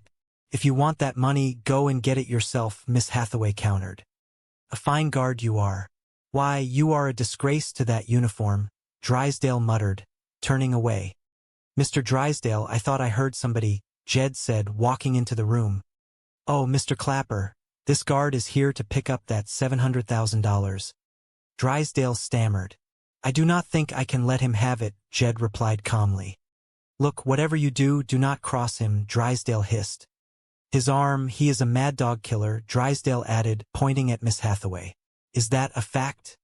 Are you a mad dog killer, Miss Jean? Jed asked, peering at the figure in the uniform. Of course not. Miss Hathaway, what are you doing in that uniform? Jed exclaimed. Oh God! Miss Hathaway whispered, her face pale. If this is your idea of a practical joke, I, for one, do not appreciate it. Or can I imagine Mr. Clampett is amused either, Jed stated, his voice steady. No, I do not see that she is punished, Mr. Clampett, Drysdale said, trying to regain control. And I think the proper punishment would be to make her carry out that heavy bag of money. Go get it, Drysdale ordered. Now hold on. She ain't toting out that money, Jed said, stepping in front of the bag. Well, if you want to forgive her so easily, but keep an eye on her, Drysdale muttered. Any woman who will dress up like that is watching, Granny remarked as she entered the room. Hello, Jethro, Granny said, looking at her grandson. Howdy, Mr. Drysdale, Jethro said, looking up from the floor where he was sitting on the money. Hey, get up. I need this money, Drysdale pleaded. Uncle Jed does not want you to have it. So I am going to sit here until I think of a way to get rid of the smog, Jethro declared. Jethro, that is a problem for a genius to solve, Drysdale said, trying to flatter him. Thank you. I am working on it, Jethro replied, his eyes glazing over in thought. Why do you not go out to the kitchen and eat something? Granny suggested. Thought I would not eat until I figured out a way to whip the smog, Jethro said. Resolute. Well, go get a stick and hit it. You ain't being no help, Granny told him. Well, neither are you. Get up, Jethro replied. Not until I think of an idea, Jethro maintained. Jethro, get off the money. Here is an armed guard. He will shoot you, Drysdale warned. Hey, Mr. Jethro called out. You look like your secretary, Miss Jane. I am Miss Jane, she whispered. What are you doing wearing that outfit? Jethro asked. It was dark when she dressed this morning, Drysdale lied. Now get off the money. See, Mr. Clampett is not going to let you take this money, Drysdale said, turning to Jed. Okay. Then you take it, Jethro said, gesturing to Drysdale. Come on, get out. Forget it. We might just as well go back to the office, Drysdale said, deflated. Hey, Miss Jane, before you go, just sit down and help me think of an idea on how to get rid of the smog, Jethro requested. Jethro, dear boy, the finest minds in the country are working on that problem, Miss Hathaway said, trying to be kind. Yeah, but I ain't getting nowhere, Jethro replied. Do not sit there wasting time with that idiot, Drysdale snapped. Now hold on. Just because she is dressed funny, do not make her an idiot, Jed said, his voice firm. Get out from there, both of you, Drysdale yelled. Mr. Drysdale, it is hard to think of brilliant ideas with folks yelling at you, Miss Hathaway said, adjusting her hat. Where does Granny keep her shotgun? I sure hope I can whip that smog problem before I starve to death, Jethro muttered. Jethro, I am afraid that problem will not be solved until someone invents a replacement for the internal combustion engine, Miss Hathaway explained. I will do it. I am on it, Jethro cried out. Hey, what is an internal combustion engine? Jethro asked. Well, that is the engine that powers the average automobile. The hope is to convert to steam or electricity, Miss Hathaway replied. Hey, Mr. Drysdale, what should I put my giant brain to work on first? A steam car or an electric car?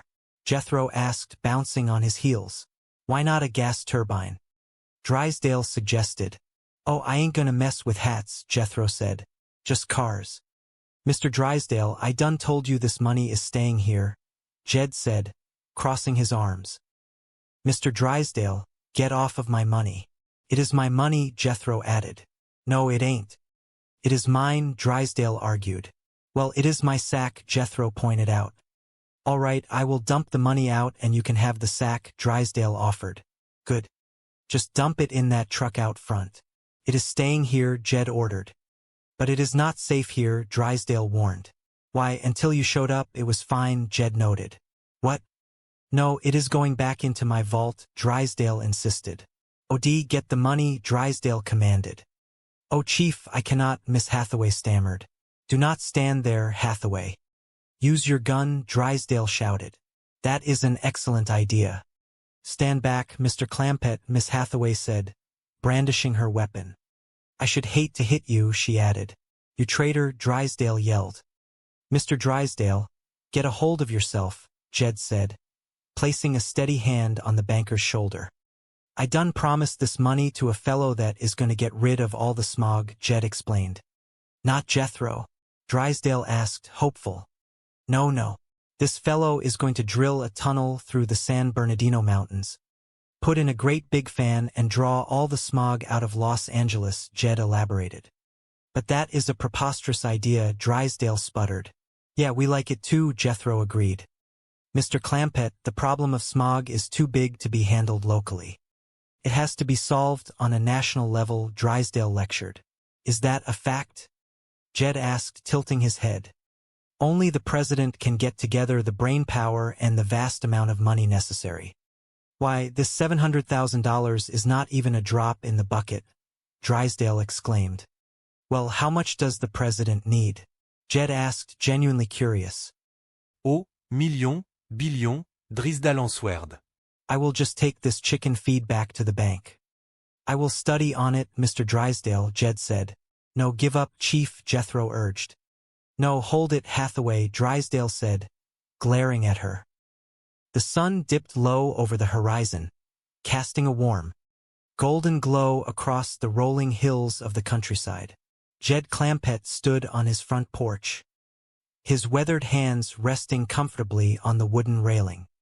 Beside him, Granny was busy tidying up the porch, her movements brisk and efficient, while Ellie Mae played gently with a group of small animals nearby. The air was crisp and clean, filled with the simple, honest sounds of nature that Jed had known all his life. It was a peaceful day, the kind that made a man feel grateful for the small things in life. Jed chuckled as he watched Jethro, his nephew, hurrying toward them with a wide grin on his face. Jethro had been tinkering with a new invention in the shed, a contraption he was convinced would change the world. Well, Uncle Jed, I think I have finally done it, Jethro announced, his eyes shining with excitement. Jed nodded slowly, a kind smile creasing his face. That is mighty fine, Jethro. Why do not you tell us all about it? As the sun began to set, the family gathered around the table for a simple, hearty meal. They spoke of the day's happenings, the laughter echoing in the quiet evening air. Jed often reflected on their journey, how life had taken them from the hills to the bustling city and back again. He always kept a humble perspective, knowing that true wealth was found in the love of family and the simple joys of living. In the days that followed, the family continued their life with the same grace and kindness that had always defined them. They helped their neighbors, cared for the animals, and cherished every moment spent together. Jed often sat by the fire in the evenings, sharing stories of the old days, his voice a steady, comforting presence. He spoke of the importance of honesty, hard work, and treating everyone with respect, lessons he hoped to pass down to the younger generation. Life in the hills was not without its challenge. That we continue our journey, forever inspired by the simple, enduring, and beautiful truth that no matter where we go or what we do, the love of our kin and the kindness of our friends will always be our guiding star. And that, truly, is the greatest treasure of all, a treasure that is yours to have, to hold, and to share for all the days of your life. As the sun sets on our shared journey, let us look back with gratitude and look forward with hope, for the life we build is a gift, and the story we share is a testament to the enduring, beautiful, and simple truth that love, in the end, is the only thing that truly matters.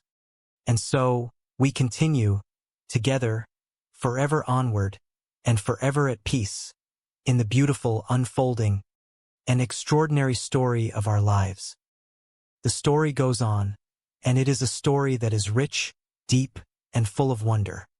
May we all find our own way to make it a masterpiece, and may we all find the joy, the peace, and the love that make it all worthwhile.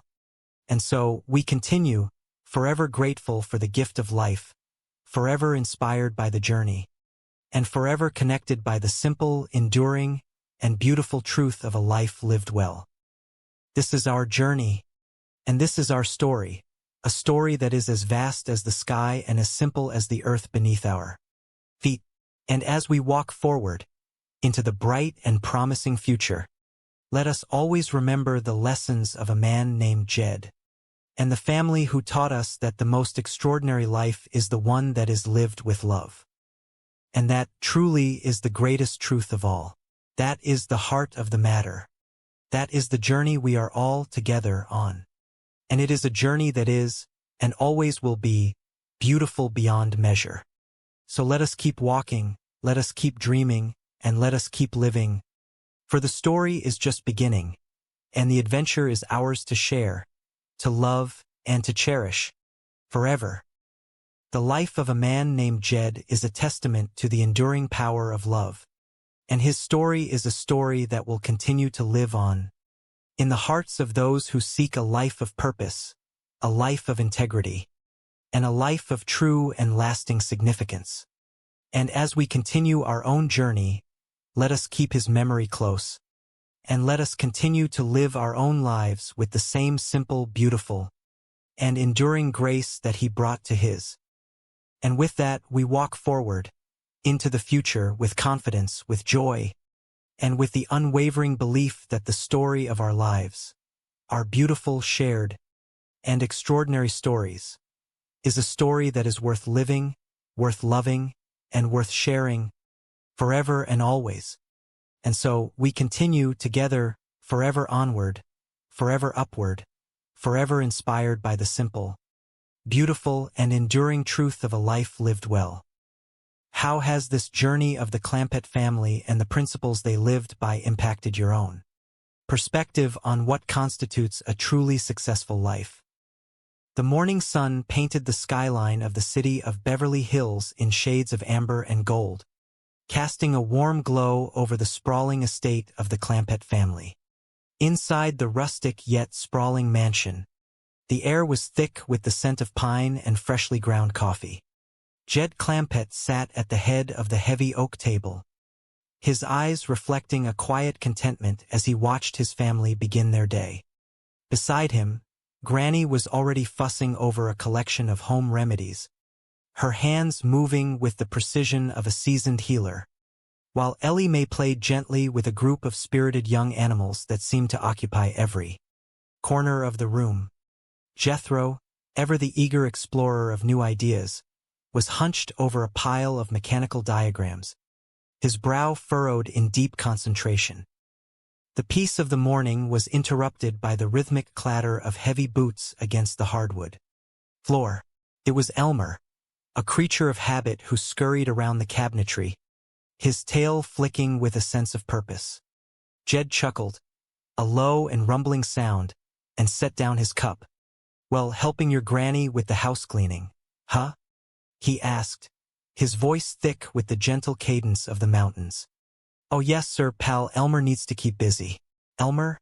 Jed inquired, leaning forward slightly. Oh, he scurries around inside the cabinet, Jethro explained, not looking up from his blueprints. Dustin, how is it going, Elmer? Jed mused, observing the small creature. Well, a handy little critter, ain't he? Sure is, Uncle Jed. That raccoon fur is better than feathers for picking up lint, Jed noted with a nod of approval. Seems right proud to be happy, too. Elmer is a dandy little Dustin. Well, let us take our dusters outside and shake them, Jed decided. Yes. Okay, Jethro agreed, standing up and dusting off his hands. And then you can take yours upstairs and hand them to the dresser drawers in the closet. Granny added, her voice a sharp but caring whip. Uncle Jed, old Honest John ain't never come back to pick up his $700,000. Jethro observed, his eyes wide with curiosity.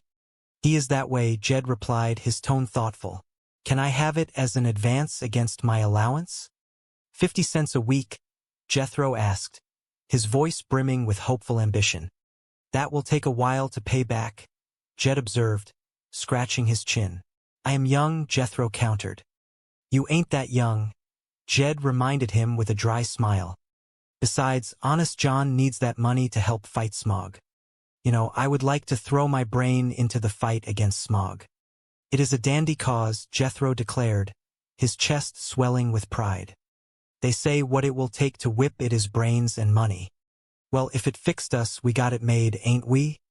I reckon we got a leg up on us, Jed said, his eyes crinkling. Elmer and me will get busy upstairs. Ellie Mae chimed in, smiling at her kin. Fine, Ellie, Jed replied. Oh, Jed, that reminds me. Mr. Drysdale called and said he was coming by to pick up this money. Granny noted, placing a hand on her hip. How come? Jed asked, surprised. Well, he said folks had an order to keep $700,000 in cash around the house. He has got the hives from worrying about it. I am sorry about the hives, but I promised his money to Honest John to fight smog. Jed stated firmly. I am thinking about jumping into the fight against smog, too, Granny said, her eyes flashing with determination. Well, Mr. Drysdale said that this money belongs back in the vault at his bank, and he is coming by to pick it up. I do not think I can let him have it, Jed said softly. Promise is a promise. I am going to fight smog, Granny, Jed reaffirmed. Well, I told Mr. Drysdale that you might not let him have it, but he says he is coming by to pick it up. So that is betwixt you and him, Granny concluded. Granny, I am going to fight smog, Jethro announced, standing tall. How? Granny asked, eyebrow arched. Well, I do not know, but Uncle Jed says it takes brains and money, Jethro replied. Betwixt us, we is all set. You got money, have you? Granny asked, skeptical. No, I am supplying the brains. Sitting up here betwixt these sideburns is a real brute, Jethro explained, tapping his forehead. The only brute you have sits here at the end of your gutter, Granny teased. But Jed interjected gently. I think we ought to encourage your boy, Granny. He does not know smog from applesauce. I do so. I listen to the reports all the time. Why, today we is having light eye irritation. But that does not worry me because I got dark eyes, Jethro declared. That is a great partner you got there, Jed, Granny admitted with a sigh. All right, guard, Mr. Drysdale commanded, pacing in his office. Go in there and get that money, and do not take no for an answer. You forced me to wear this uniform to save paying a guard, but it will not work. Mr. Clapper will recognize me, Miss Hathaway protested, adjusting her stiff collar. I thought of that, so just wear this disguise. Here we go, Drysdale said, handing her a hat. Looks great. Now get the money. But suppose Mr. Clapper will not let me take it? Miss Hathaway asked, hesitant. Well, you have got a gun. Use it, Drysdale ordered, his face highlight the calm resolve of the Clampetts. They listened to his concerns, his worries about the money, and his desperate pleas for them to understand the gravity of their financial position. But they remained unmoved by the frantic nature of his world. They knew that their path was guided by a different set of principles, rooted in a tradition of honesty and communal responsibility that was as sturdy as the mountains themselves. The journey to Washington was more than a change in geography. It was an expansion of their purpose. They carried with them a belief in the inherent goodness of people, a belief that even in the highest halls of government, there were those who were striving for the same goals of peace and well-being. As they traveled, they imagined the conversations they would have, the people they would meet, and the difference they could make. They were not seeking recognition, nor were they looking to weave themselves into the tapestry of political influence. They simply wanted to be a force for good. In their innocence, they found a strength that proved more resilient than any strategic planning or clever maneuver, a reminder that the most profound changes often begin with the simplest of intentions. Upon their arrival, the sheer scale of the city was a revelation. The grand buildings, the wide avenues, and the constant hum of activity were a stark contrast to the quietude of their home. Yet, rather than being overwhelmed, they approached the city with the same open-hearted curiosity that defined their every action. They saw the challenges not as obstacles, but as puzzles waiting to be solved. When they encountered the various characters who populated their path, some well-meaning, others guided by less noble intentions, the Clampetts remained true to their nature. They were polite, patient, and perpetually kind, a demeanor that frequently confounded those who were accustomed to the sharp edges and hidden agendas of urban life. There was a profound lesson in how they navigated these new surroundings. Whether they were standing before the gates of a monumental structure or engaging in conversation with a stranger on the street, they treated every interaction with the same level of respect. They did not differentiate based on status or appearance, for they saw the humanity in everyone they encountered. This, perhaps, was their greatest contribution, a gentle reminder of the values that unite rather than divide. Even in the moments of misunderstanding, when their words were interpreted through a lens of sophistication they did not possess, they responded with grace and a steadfast adherence to the truth, a truth that was always anchored in their desire to help. The episode with the Indian princess and the various government buildings, while seemingly whimsical, was a manifestation of their earnest desire to be useful. When they were told of the history of the land, they did not look for loopholes or legal maneuvers. They looked for ways to restore harmony and demonstrate respect. Their willingness to offer their fortune was not a calculated sacrifice, but a natural expression of their belief that when one has much, the right thing to do is to share it for the benefit of all. They did not see the complexity of the bureaucratic process as an excuse to refrain, but as a hurdle to be cleared with patience and good humor. As they spent more time in the capital, the city itself began to respond to their presence in subtle ways. The warmth they radiated seemed to soften the edges of the rigid environment. People began to talk, not about the strange hillbillies, but about the remarkably kind family who seemed to see the world through a lens of pure, unadulterated hope. They became a bridge between the world they had known and the world they were now inhabiting, proving that the distance between the humble and the powerful is not as vast as one might imagine, provided that the heart remains open. Their story became a gentle reflection of the potential for goodness that exists when one chooses to see the best in others regardless of the circumstances. Through it all, the bond of their family remained the anchor. Granny's wisdom, Jed's steady guidance, Jethro's boundless enthusiasm, and Ellie Mae's connection to the natural world were the pillars upon which their experience was built. They didn't need the trappings of power or the recognition of the elite to feel fulfilled. They had each other, and they had the knowledge that they were acting in accordance with their conscience. This was their true wealth, a treasure that no banker could manage and no political leader could grant. It was a testament to the idea that no matter where one goes, the values one holds close are the only true currency of worth.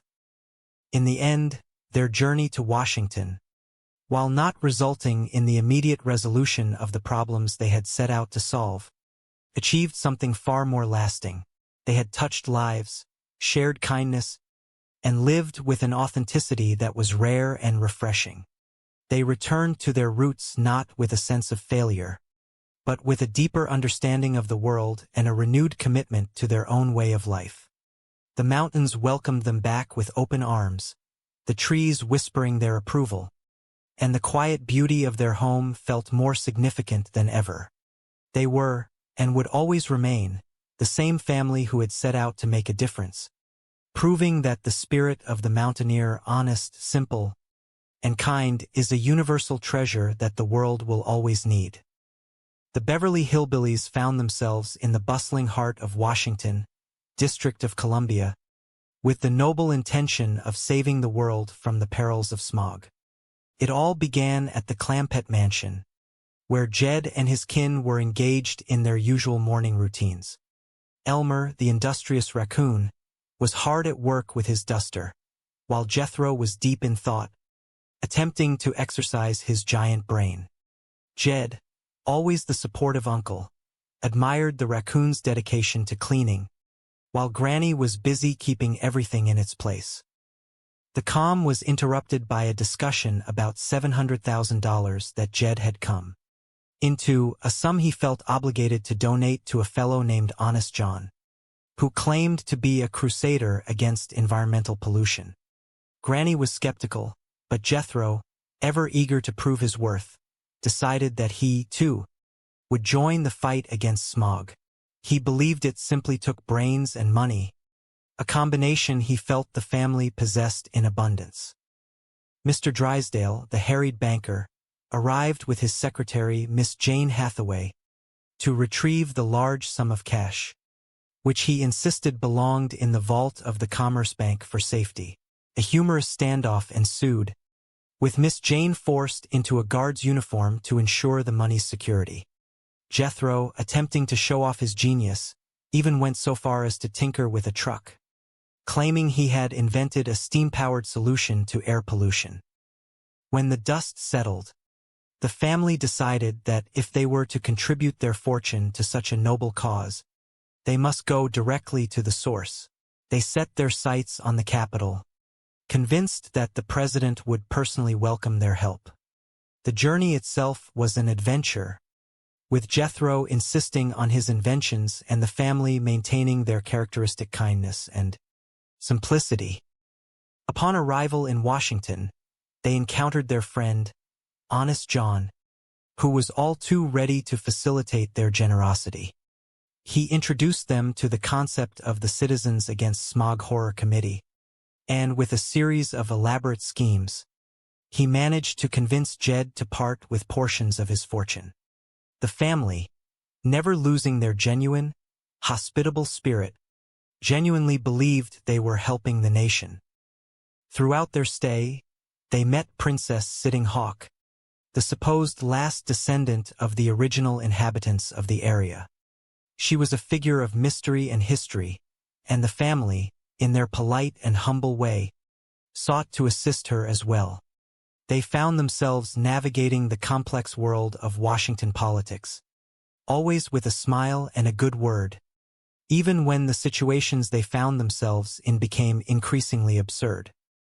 As the days turned into weeks, the family's presence in the Capitol became a light-hearted spectacle. They attempted to follow the rules, tried to secure meetings with the president, and continued to offer their help to everyone they met, unspoken bond for every creature that wandered onto their land.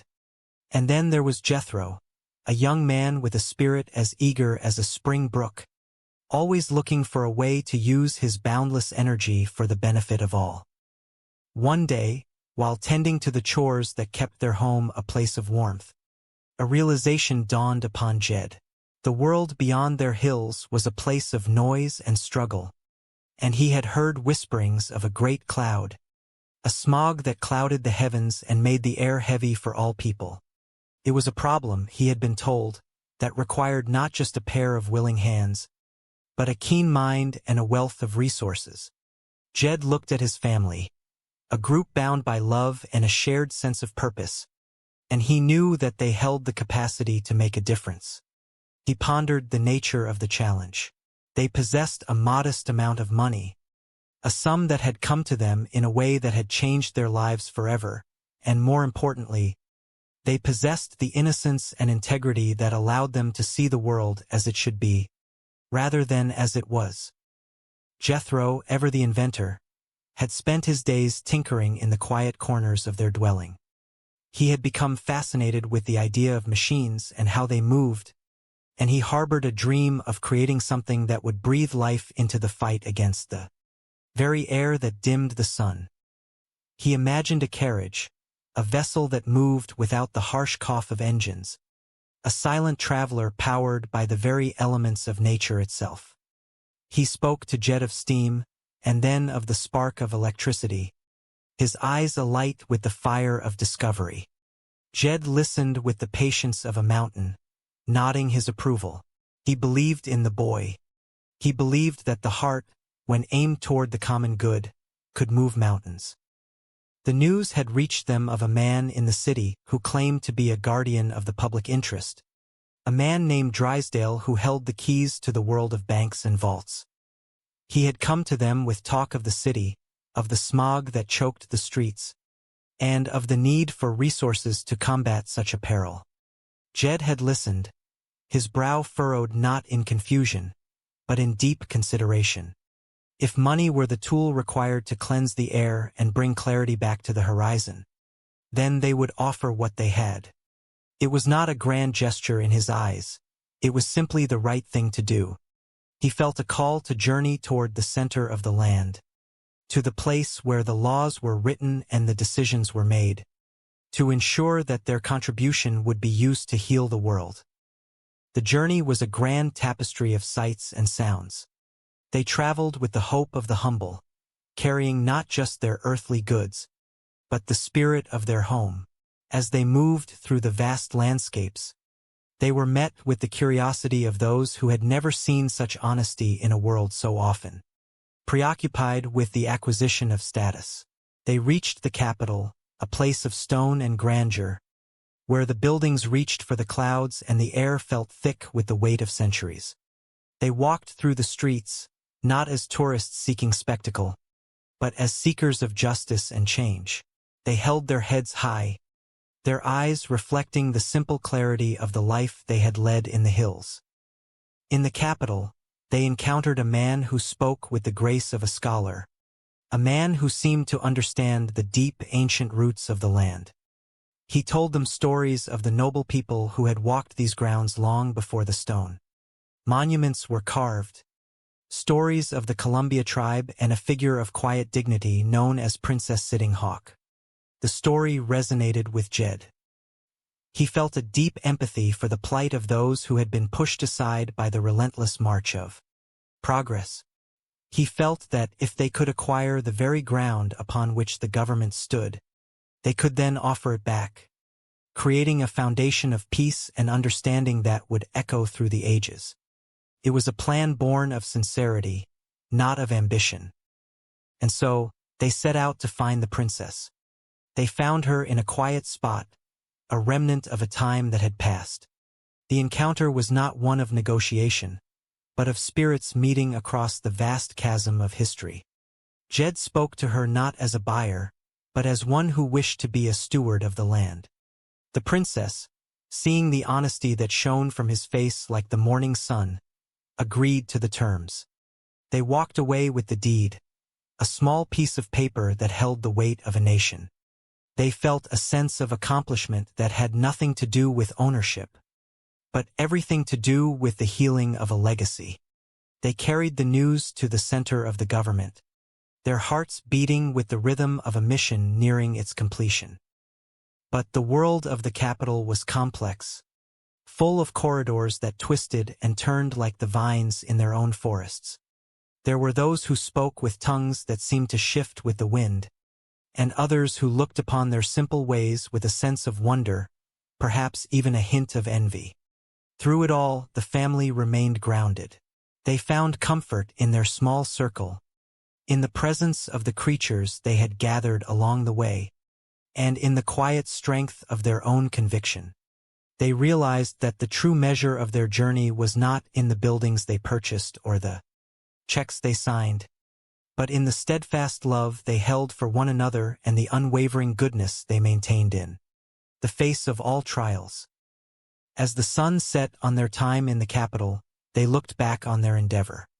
They had sought to fight the smog, they had sought to honor the history of the land, and they had sought to do it with the same spirit that had guided them when they were but simple folk in the hills. They did not leave with the accolades of the great, nor did they leave with a sense of triumph over the powerful.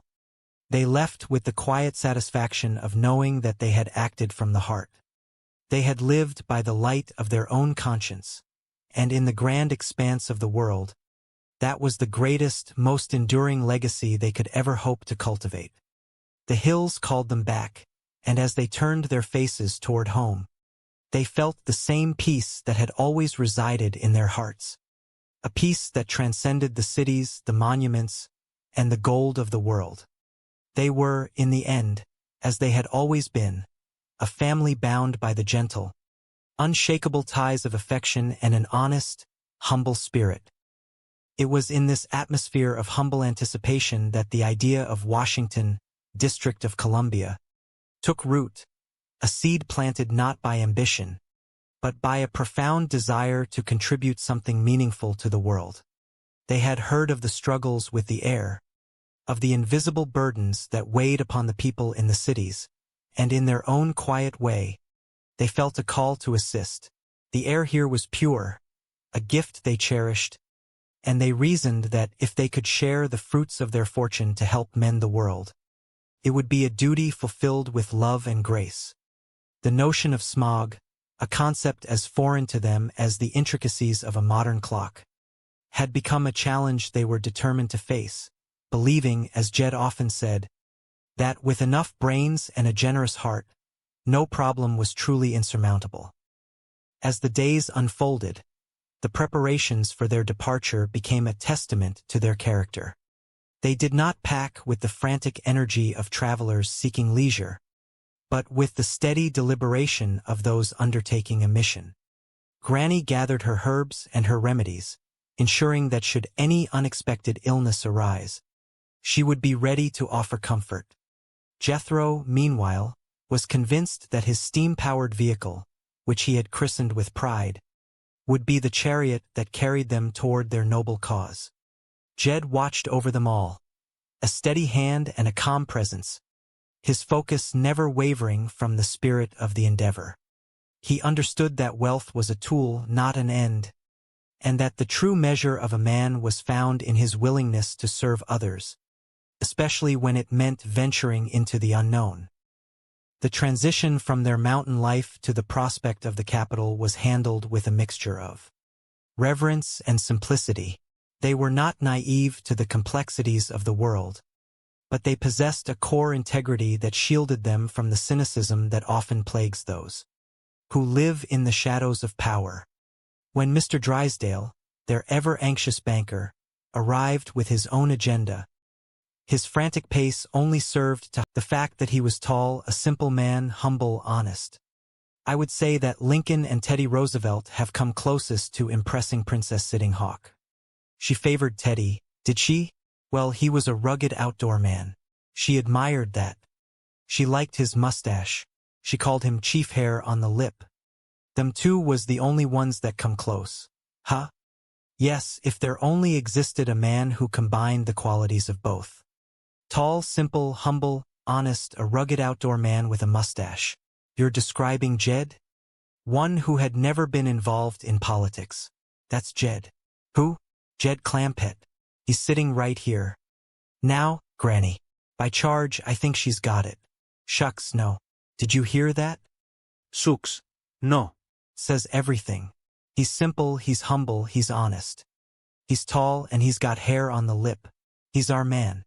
Forget it. I can't handle nothing as important as this. Mr. Clampett, when Andrew Jackson, Old Hickory, was asked to fight the Battle of New Orleans, do you know what he said? Forget it. I can't handle nothing as important as this. Is that a fact? But he won and you will win. History has chosen you, and you cannot refuse. Do it, Jed. Then we are sure to get an invite to the White House. Well, I ain't gonna do it just for that. Then you will do it? Well, at least the president's mine. Least I can do is try. Spoken like a true patriot. I will take you to Princess Sitting Hawk and act as your interpreter. You talk Indian? I learned as a child. The tongue of the Columbia Indians was the second language in our home. How come? Well, many moons ago, my family befriended the tribe. When all other palefaces were against them, the Indians knew they could always find refuge in the home of a shaper. It was nice of your folks to take them in. Our name has become part of the Indian language, synonymous with hospitality. To this very day, to be taken in is to be shapered. Look, Jed, I think I see her. Is that her Ernest John? Yep. There she sits in front of her lonely teepee. The last of the noble Columbia Indians, the ancient and venerable Princess Sitting Hawk. Does she sit there all the time, day and night? Winter and summer, rain or shine, she keeps silent vigil over home. You think they'd let her stay in a White House? It's on her land. On the contrary. Why, they have cannons to keep her out. Well, if that don't beat all. Cannons to keep out a poor old 150-year-old Indian woman? You can't hardly blame her for feeling spiteful. Is that why she wears all that war paint? Wouldn't you if somebody pointed cannons at you? Now, you have sympathy and understanding for her cause. She's gonna like you. I feel it. Can we go talk to her now? I will ask her. She has agreed to a powwow. Chattanooga. Choo-choo. Paleface Cayuga. What did you say? I told her you were very friendly. Good. Paleface Sequoia. She says you're tall. She likes that. Paleface Anderosa. She likes your mustache. Paleface Tippecanoe. Shoshone too. She says you're a combination of Lincoln and Roseland. That's right, Cayuga of her. Paleface Potawatomi. No, Potawatomi. What was that? She wanted to know if you're a politician. Tell her I'm a farmer. Paleface Manitoba. Ah, Tallahassee. She's very pleased. Tell her I'm a doctor. Paleface Squaw Zuni. Ah, Zuni. She's very impressed. I didn't get no Tallahassee out of her. Tallahassee. That's better. Saskatchewan. She's invited us to sit down. Well, maybe we better get down to business. Ask her if she'll sell me the White House property. I'll do that. Tell her if she does, I'll do my best to shape her. What? Take her into the White House? Oh yes. But, Jed, we ain't been tooken ourselves yet. Don't worry, dear friends. Before this day is over, I promise you will be thoroughly shaped. What's Settenhoff doing in there? She's getting help from the spirits. Well, she ought to lay off. Sounds like she's had enough. Oh no. She's contacting the spirits of her ancestors who have gone to the happy hunting grounds. Asking their advice. I hope they advise you to sell me the White House. First thing I'm going to do is take them cannons away. Yeah. Looking down the mouth of a cannon every day must be awful scary. Not the Sitting Hawk. She is fearless. Even General Custer couldn't drive her from this spot. He tried, did he? Rode in here with his cavalry. Yelling, shooting, waving their sabers. But she never budged. Spunky little woman. A bravey so impressed General Custer that he called her courageous adversary. A name which has stuck to this day. I'd have called him a few names. Sitting Hawk got her revenge. She told her cousin Sitting Bull. You know what happened to Custer? Oh yeah, Waukegan. What's that? It's the deed to the White House. Oh good. Sitting Hawk. Poughkeepsie. Paleface Wigwam. Sequoia, Manitoba. She has decided to sell the White House to the tall farmer. Oh, I'm right, Tallahassee.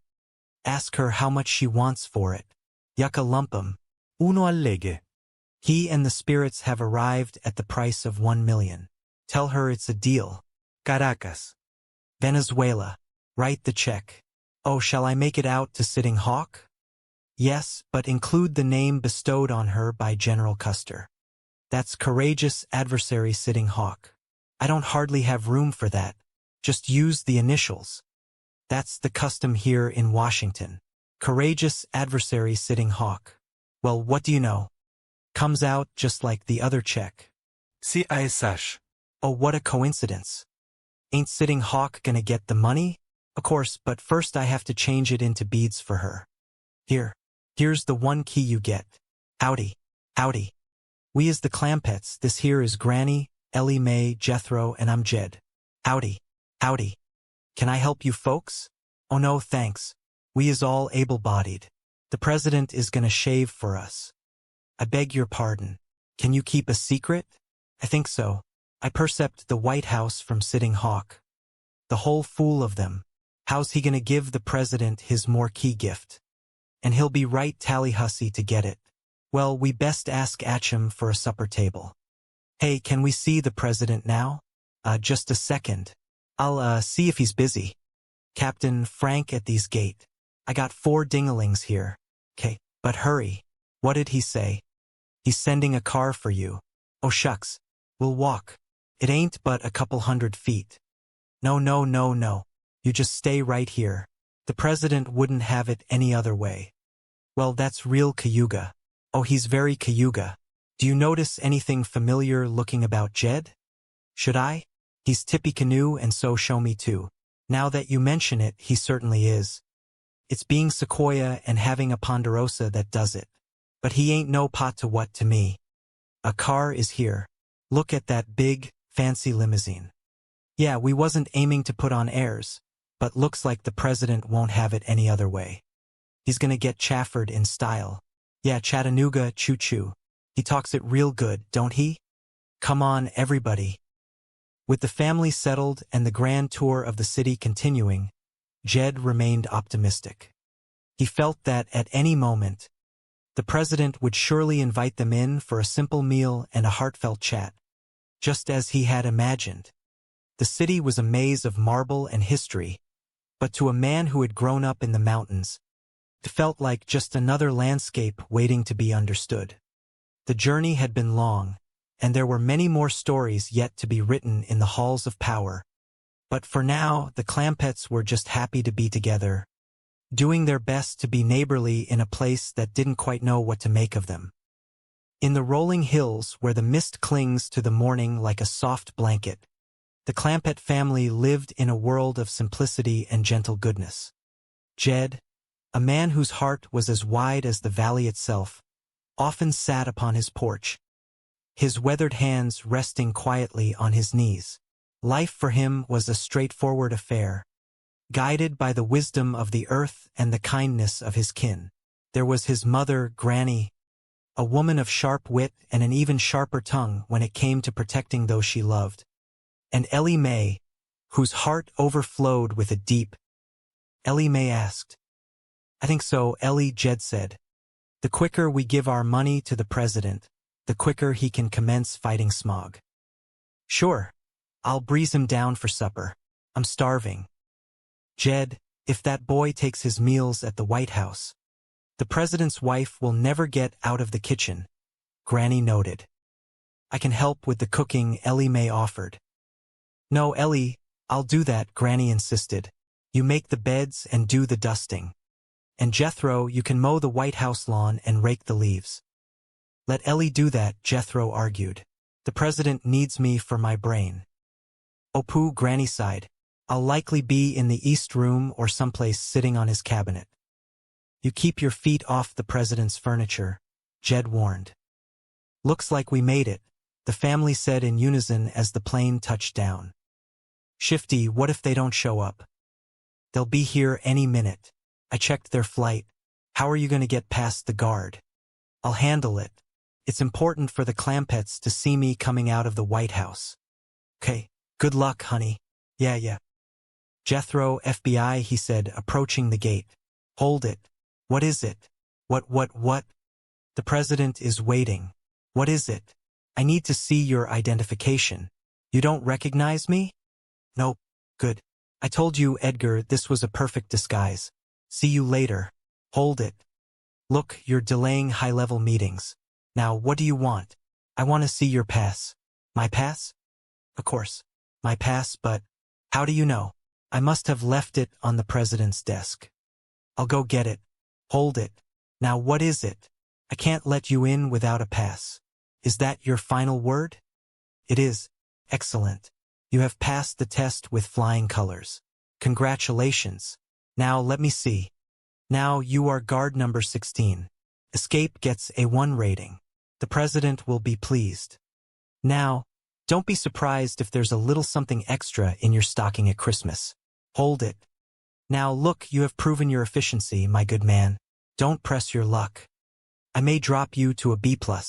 Just candy canes and bubble gum in your stocking. Beat it. Beat it? Cavil, 1 word from me and you'll be guarding a government igloo in Iceland. I am going to count to 3. If you are not gone, never mind.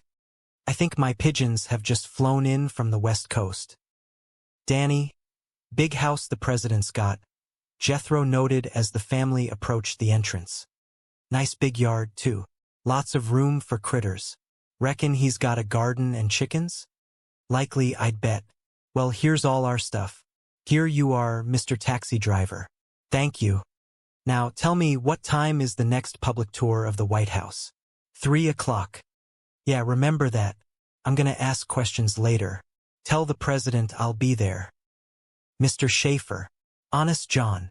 Jed called out. Well, bless my soul. If it isn't the Clampetts. Honest John said, feigning surprise. What brings you to Washington, of all places? We is here to see the president, Jed said. We want to talk to him about the smog problem. We is gonna help him get rid of the stuff. What a coincidence, Honest John exclaimed. You just appointed me chairman of a very special committee for that purpose. I'm ready to give him my money if I just knew how, Jed said. Another coincidence, Honest John said. Just happens to be the function of my committee. Are you lying? Jed asked, his voice gentle. I try to do my humble bit, Honest John said. Shall I make out the check to the president? As a matter of fact, the check should be made payable to my committee. What's that? Citizens Against Smog Horror. That's quite a lot to write. Just use the initials. Fine. Citizens Against Smog Horror. Now, shall I make it for the whole 95 million? No. That might be a bit hard to handle. What do you mean? Well, you see, other public-spirited citizens not as wealthy as you might be embarrassed and not contribute at all. Oh well, we don't want that to happen. I'm glad you understand. Give him $5, Jed. Lots of folks got that much. On the other hand, let's not go too far the other way. A little friendly embarrassment never hurt anybody. How about starting with $1 million? Excellent. Just the right amount to get the ball rolling. That's 1, not, comma, not. Boy's got a great head for ciphers, ain't he? He's a real knothead. Well, there you are, Mr. Honest John. I hope that primes the pump. Beautiful. The president will be delighted. Are you going to show it to him? At our afternoon meeting. What time is that again, my good man? 3 o'clock. That'll be on time. I'm a busy man. You must know the president pretty good. Pals, buddies. Well, why don't you take us to the meeting with you? We'd like to say howdy to him. And he'd like to say hi-dee to you. Oh, golly. However, the Secret Service requires security clearance. Will that take long? Do you happen to have birth certificates, color photographs, passports, and a complete set of fingerprints with you? Why, no, we ain't. Well, I'm afraid it'll take a while. Meantime, I'll put you up at a nice, comfortable hotel. Yeah. Taxi. These are dainty fine accommodations, Mr. Honest John. Well, thank you, Mr. Clampett. Here, let me show you something.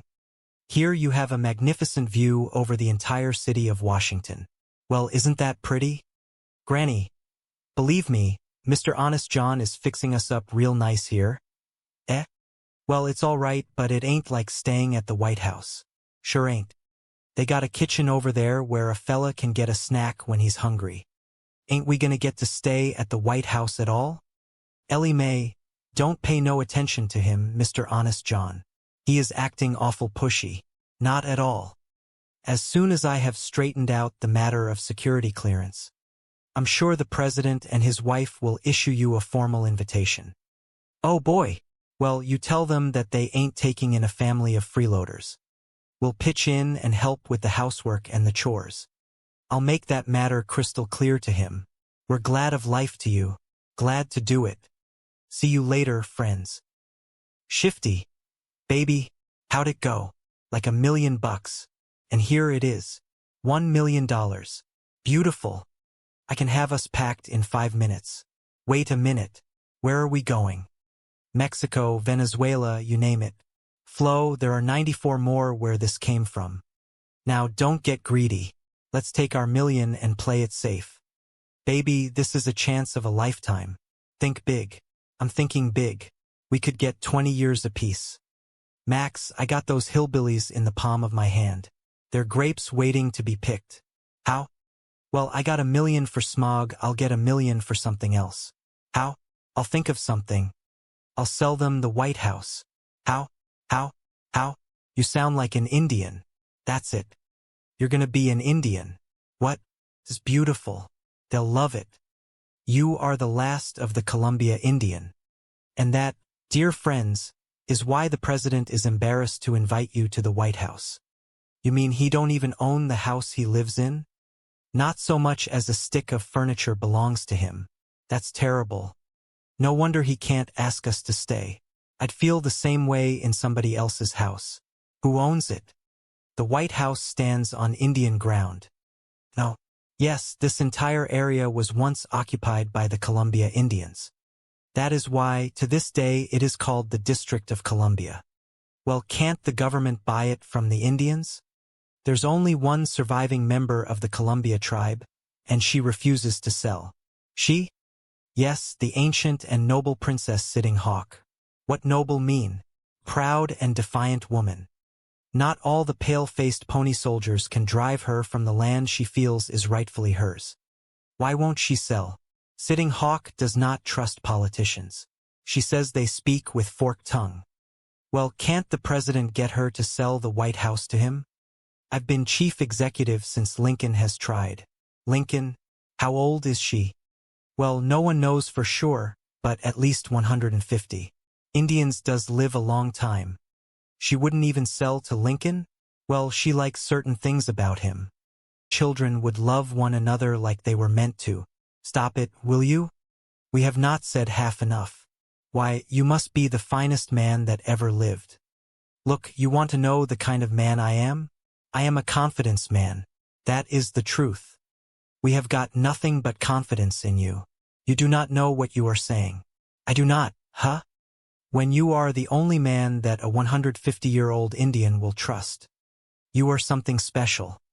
All right, want to hear something? This woman is my wife. Did you hear that? This blessed man married this poor old hag to make her last days on earth happy. Listen to me. We work together. We are Confederate. Glory be, if all the people were like you, the South will rise again. Oh, God bless you, honeymooners. Granny, I think we best get out of here before we all go to ball. Wait a minute. Here, take your 10 million back. Why? It is yours and hers. We do not want it. We do not need it. What is the matter? Was it something we said? It is everything you said. Here. Well, I am not taking it back. Well, I am not keeping it. Happy New Year. Well, if all that, let us go in the other teepee. Well, if that does not beat all. It is our own fault, Granny. We overpraised him. You just cannot do that to a modest man. Well, come on, everybody. Well, now it is time to say goodbye to Jed and all his kin. They would like to thank you folks for kindly dropping in. You are all invited back next week to this locality to have a heaping helping of their hospitality. Hillbilly, that is, set a spell. Take your shoes off. You all come back now. Here. This has been a Filmways presentation. The Clampett family, with their characteristic warmth and rustic charm, found themselves in the bustling heart of Washington District of Columbia. The air was thick with the scent of history and the faint, unsettling odor of the very smog they had come to battle. Jed Clampett, a man of simple virtue and profound integrity, stood tall, his gaze fixed upon the grand architecture that defined the nation's center. Behind him, Granny clutched her satchel of herbs, her eyes sharp and suspicious, while Ellie Mae cradled a small, fragile creature she had rescued near the Lincoln Memorial. Jethro, ever the enthusiastic, if slightly misguided, innovator, was busy sketching diagrams in the dirt, his mind racing with dreams of steam-powered carriages and electric inventions that would surely revolutionize the world. The journey from their humble mountain home to the corridors of power had been long and winding, a testament to their unwavering spirit.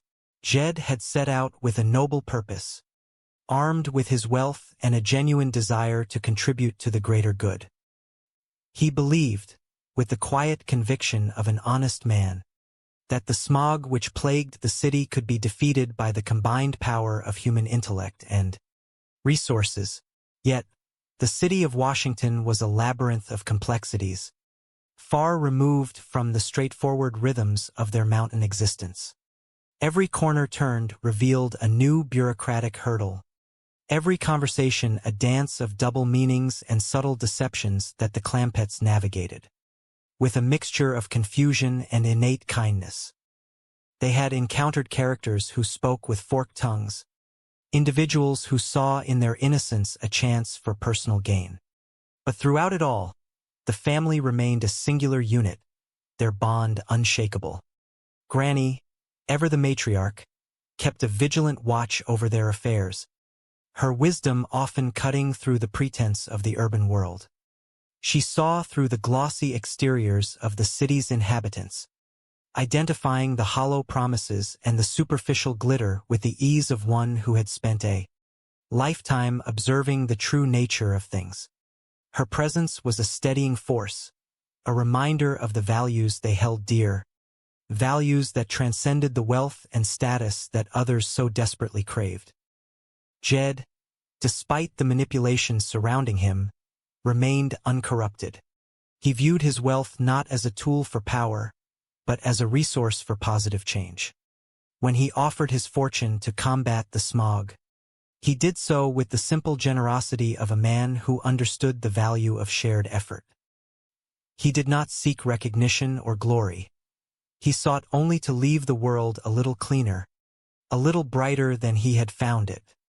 His interactions with those around him were marked by a gentle sincerity that often caught the cynical city dwellers off guard. They were unaccustomed to such earnestness, and in his presence, their own pretenses often faltered, momentarily exposing the humanity they worked so hard to conceal. Ellie Mae, meanwhile, moved through the city with a grace that was entirely her own. She saw beauty in the smallest things, a stray animal, a patch of wildflowers growing in the cracks of the sidewalk, the way the light caught the marble of the monuments. Her connection to the natural world was a source of constant wonder to those who observed her, a stark contrast to the rigid, artificial environment of the nation's capital. Her compassion was boundless, and it was this purity of spirit that often served as a beacon, guiding her through the complexities of their new environment. And then there was Jethro. His enthusiasm for progress was boundless, his inventions as varied as they were unorthodox. While his attempts at technological salvation were sometimes met with bemused skepticism, his heart was always in the right place. He believed, with an infectious optimism, that the problems of the modern age could be solved with a bit of ingenuity and a lot of hard work. His dream of a cleaner, more efficient world was a reflection of the hope that defined his entire generation, a hope that fueled his endless experimentation and kept him moving forward, regardless of the setbacks. As the days turned into weeks, the Clampetts became a fixture in the city, their presence a quiet, persistent challenge to the status quo. They brought with them the rhythms of the mountains, the directness of their speech, and the unwavering belief in the fundamental goodness of people. They were a testament to the idea that even in the heart of a complex and sometimes uncaring world, one could remain true to oneself. Their story, a tapestry woven with humor, love, and a deep-seated humanistic spirit, was a reminder that the most profound changes often begin not with grand gestures, but with the simple, sincere actions of those who dare to care. They were, in their own way, shaping the world around them one act of kindness at a time, proving that integrity and love are the most powerful forces of all. The road ahead was uncertain, but as they stood together, looking out over the city they had come to save, they knew one thing for certain. They would face whatever challenges lay ahead with the same quiet strength and resilience that had brought them this far. They were, and always would be, the family from the hills, carrying with them the enduring spirit of their home, a spirit that would continue to guide them as they sought to make their mark on the world. The saga of the Clampett family in the city of Washington, District of Columbia, began with a mixture of simple mountain wisdom and the grand, confusing machinery of federal government.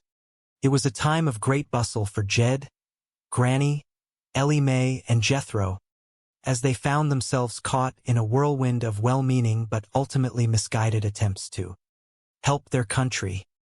The trouble, if one could call it that, started with the discovery of the smog problem.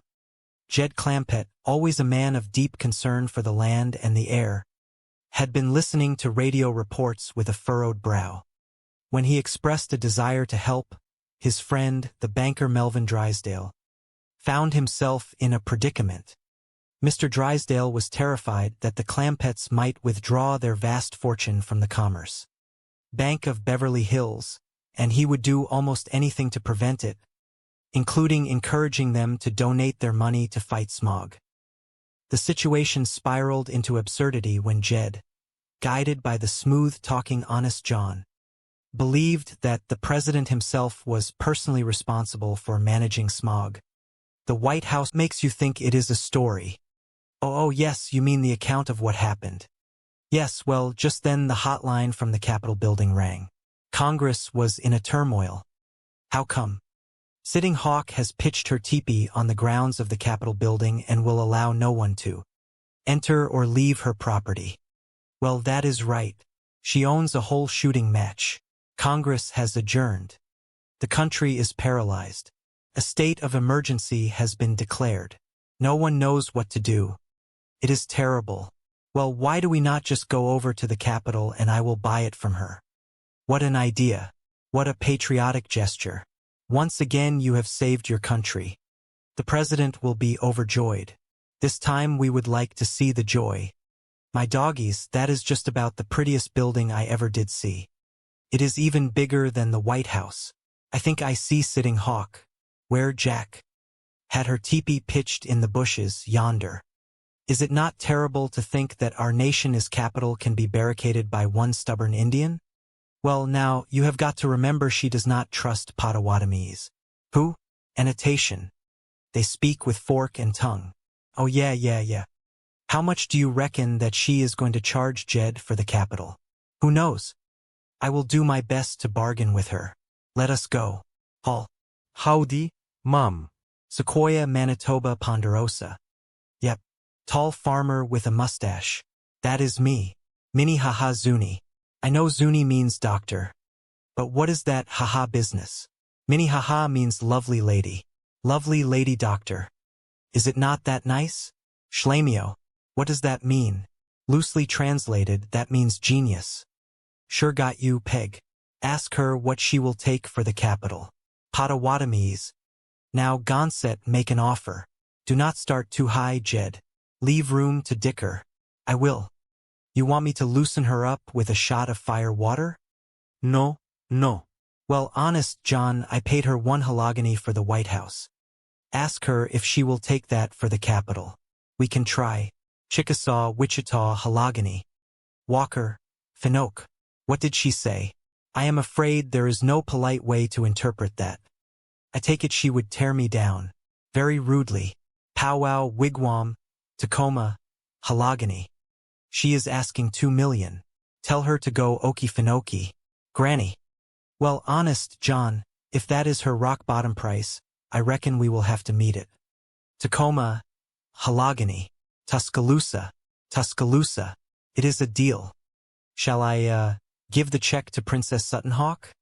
No, no, no. There is a special congressional committee to handle the acquisition. Make your check payable to, Committee Acquiring Senate Headquarters. That is a lot to write. Could I not just use the initials again? Good idea. The Washington short form. Committee Acquiring Senate Headquarters. Well, what do you know? Comes out CSH again. Honest, John, if Jed is buying the capital from Suttonhawk, why cannot she get to keep the money? She will, but first Congress has to convert it to buffalo hide. Well, there you are, Slimiel. What was that? Oh, the Indian word for genius, yeah. Now can we get to see the president? Of course. First, however, Suttonhawk has authorized me to offer for sale several other choice parcels of local real estate. Ixnay? Ixnay. That is the Washington Monument. Ixnay. Amscray. What is Amscray? That is the Lincoln Memorial. She will only sell them if you take them both.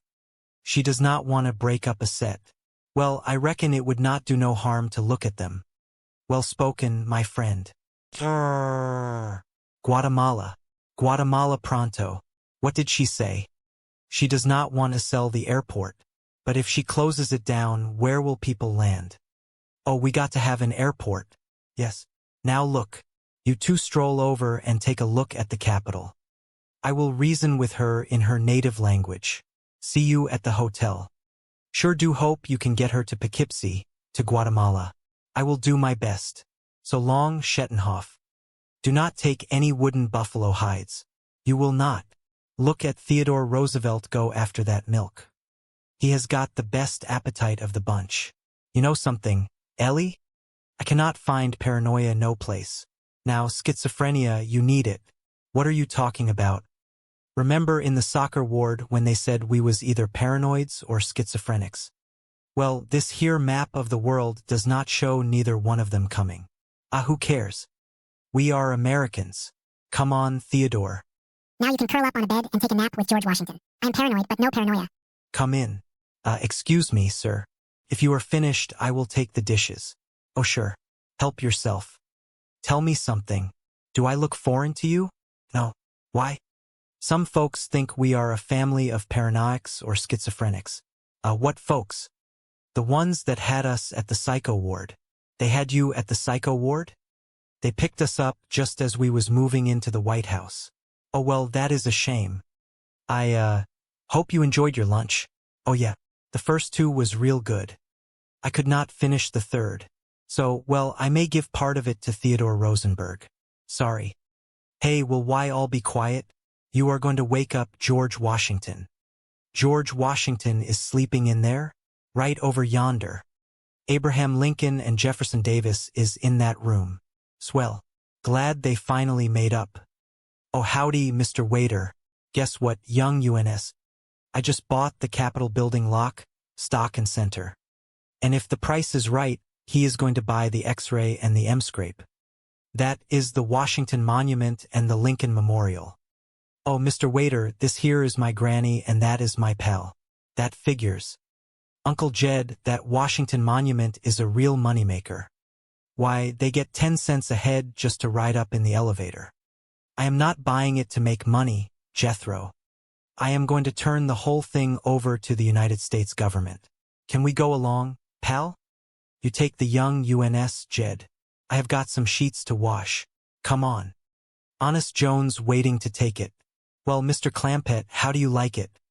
Real fine, and that sure is a dandy elevator ride for 10 cents. Now that you are buying it, you can ride free. My doggies, the M-scrape is pretty as the X-ray. And it is all yours for the bargain price of $1 million.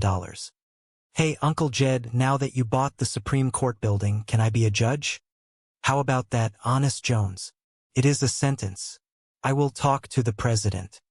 But, Honest Jones, what would I do with a Pentagon? We will figure something. It is too good a bargain to pass up. Shifty, I have been worried out of my mind. Relax, boy. Chief La Salute has returned triumphant. Are you ready? You are looking at $10 million in Paleface Swampum.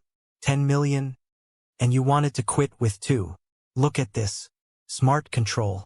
The White House, the Capitol, Washington Monument and Lincoln Memorial, the Zoo, Supreme Court Building, the Pentagon, Dulles Airport, Library of Congress, the Potomac River.